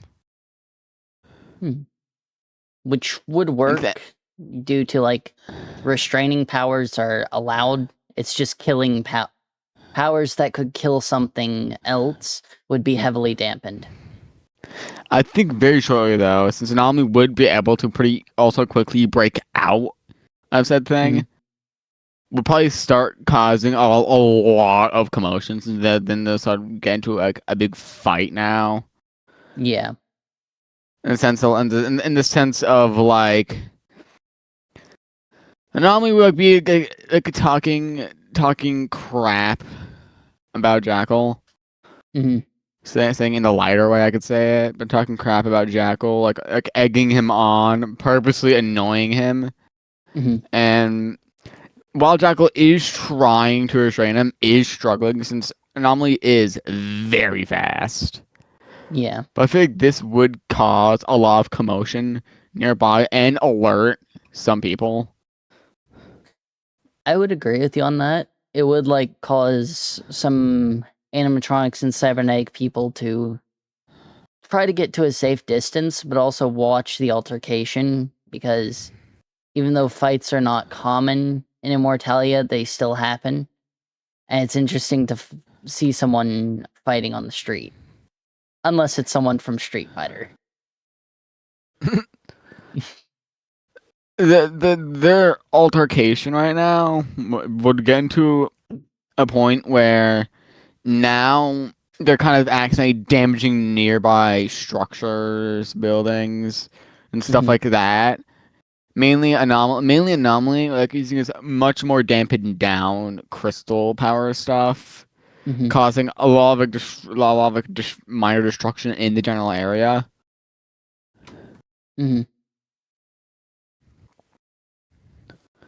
Which I would like to also point out, you kind of chose the best place to fight, or they did, because Glitch has the quickest repair system in place out of all of Immortalia. And I'll explain why after the battle, but as the battle rages on, you eventually catch the attention of Glitch, who starts seeing all the destruction and starts clearly getting annoyed with him tapping his foot like an actual rabbit would. Like you know how Thumper did in Bambi, if I can think of a Yeah. good enough analogy? Kind of like that, but with an angry face. Just like tapping his foot in absolute anger at the destruction. Before, he would eventually just snap his fingers. And then suddenly, a purple haze goes around both of them, trapping them in place mid-fight, paralyzing them entirely. As he would slowly walk up to both of them and be like, "Now, I will say this once." As his voice actually does, like, get deep with that one. As, like, his glitching is more audible and making his voice more wavy and violent in its sounding. Who started it?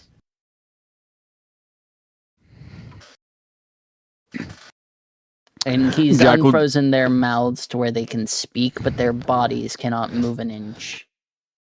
Jackal would speak up first.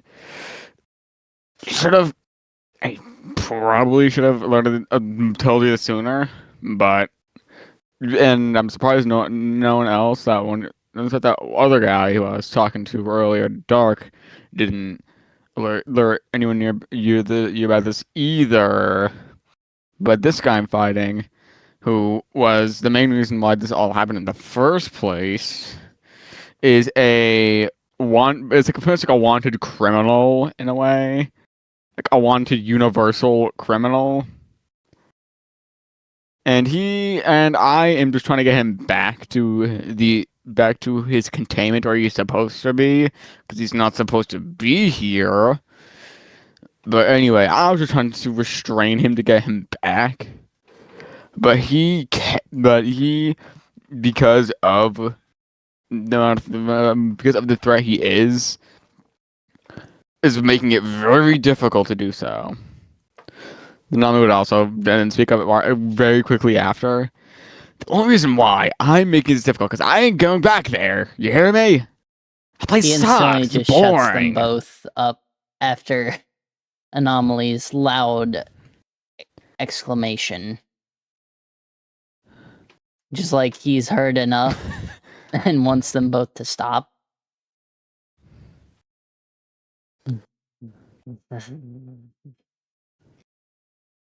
I have lived a long enough lifetime and have seen countless arguments and fights. I will say this. I understand your concern, Jackal. I was informed of his existence and the threat level. But I will let you take him back to containment if you see fit. I only ask for one thing, to be clear.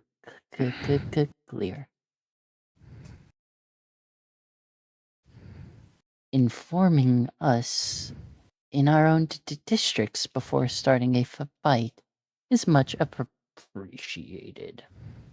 as Glitch's true form, which I'm actually going to send you a picture of this because it's only been shown in a short. Flashes showing that showing that he's turned off his illusion disc to show he is serious. Mm-hmm. And did you get the picture? Yeah, and I looked at it. I saw it. So that is flashed to where Jackal can see it clearly, and so can Anomaly. But also, how it does is Anomaly feels what is essentially his code being slightly corrupted just from looking at Glitch in this form. Like, he is not supposed to be seeing what he is seeing.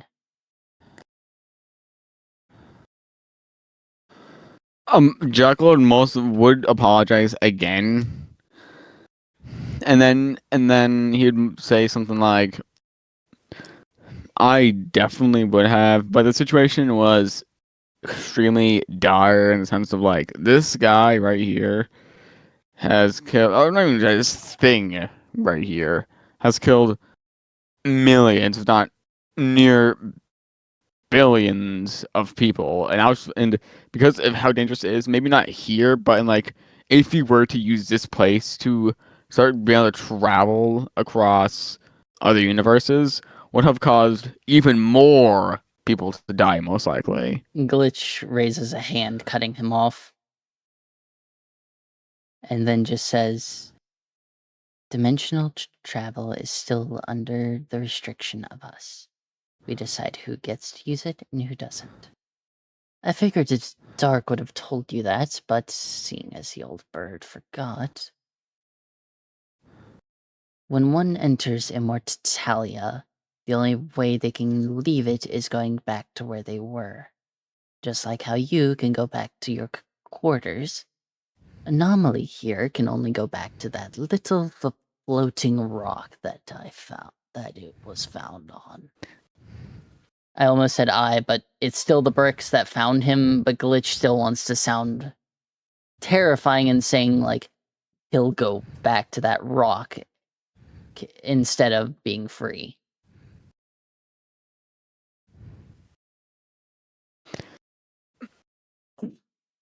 Is the whole point of the message of, like, he's threatening, like, he can't leave, and this is just another prison, a little extension to his prison cell that he accidentally got.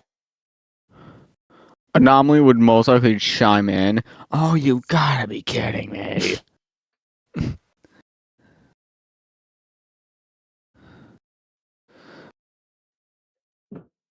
But I would assume that would instantly put Jackal at ease of, like, he's not free, he's just in a slightly bigger prison.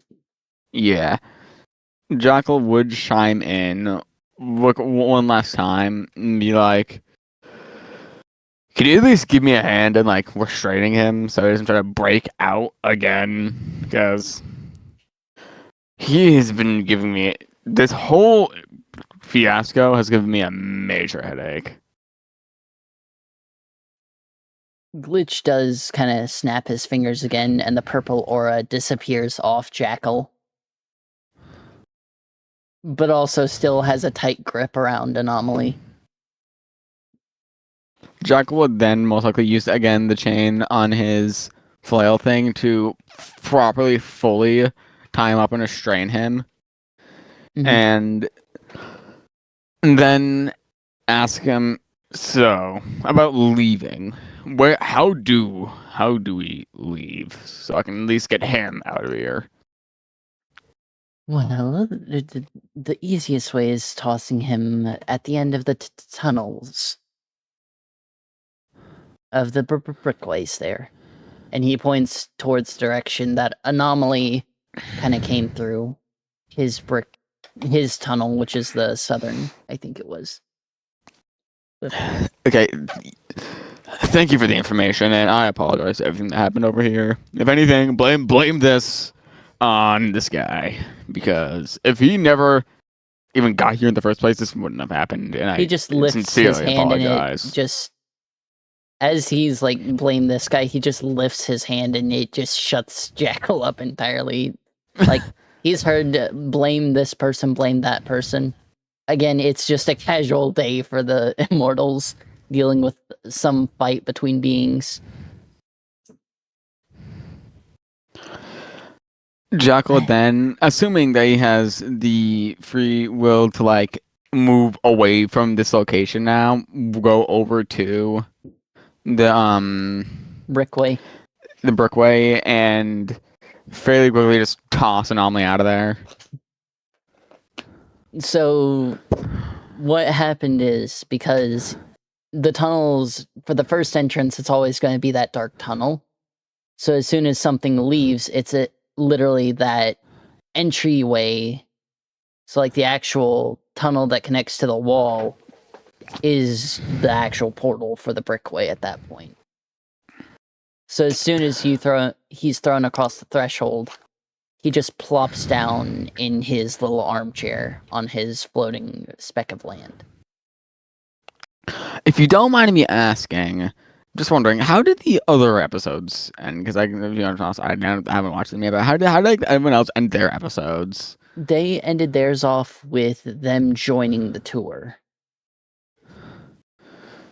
So that's actually what I was about to say, because Glitch would follow Jackal and then offer, considering time is more or less faster here than it is in everyone's home dimension. Like, you could spend years in here and take only an hour at worst on a bad day to... It's like, if anything, I feel like a good way to explain this is like, kind of like so you know how, if you ever watched Marvel, when Ant-Man was in that one zone where like he was in there for like years, only like months passed in the real world kind of thing. Where time is like Yes, moving way faster in there than outside. So that is correct. like one like But it still one like depends on, one like... day in there, it's like 1 minute on the outside. Yeah. It still depends on, like, things like where the dimension is positioned, but considering there are actual charts and directions that give relevancy to the time,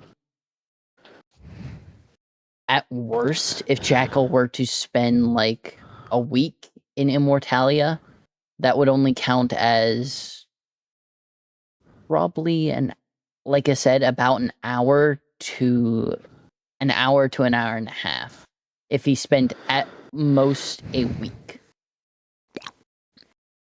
And Glitch would tell him this, of like, time moves very quickly here for most people. There are a few dimensions that time actually moves slower. So I'm assuming he would also tell him about the tour, I'm assuming. Yeah. Like, Jack will hear that and like think like, I should report back to the council to let them know where I was. At the same time, it would be good to get more information on this place, and he would probably end up making the choice of going to that tour group to get more information on the place. Which I would also like to point out, Glitch being the salesman that he is, like, he could sell the shirt off a man's back to himself. He could sell a he used wanted piece to. of toilet paper. Yeah, basically. So he would be able to convince Jackal, but it would still be ultimately his choice. In D&D terms, he maxed out his charisma stat. So he'll probably end up joining that tour group or wherever they are. So that does beg the question, where would Jackal be at? Because during all this is happening, the tour group would be in Fleum's district, I will say. So isn't that the district where Pig entered in? Yes. Or he will 'Cause, like, enter right- in because he's going to be after you. Right. But, by that logic, he would because of the whole fiasco, he'd still be despite entering in Dark's district right now. He would currently be in Glitch's district. Yeah. So he could So spend time in the Glitchcade, or he could, if he wanted to, go back to Dark's bar, and Dark give him the tour, his part of the tour, then help him catch up with the rest of the group. before we would probably do that, most likely, because he probably doesn't even know about Flame's section. Mm-hmm. So probably do that, and then from Dark, kind of group in with the rest of the tour. All right. Which, if I'm correct, the other person, I apologize for not remembering their name, but that other person who was the only other person in Dark section, guessing that's a section of the tour they also took. So I'm going from Dark to the rest of the tour. Yeah. So it starts and I'll actually quickly end your section here real quick.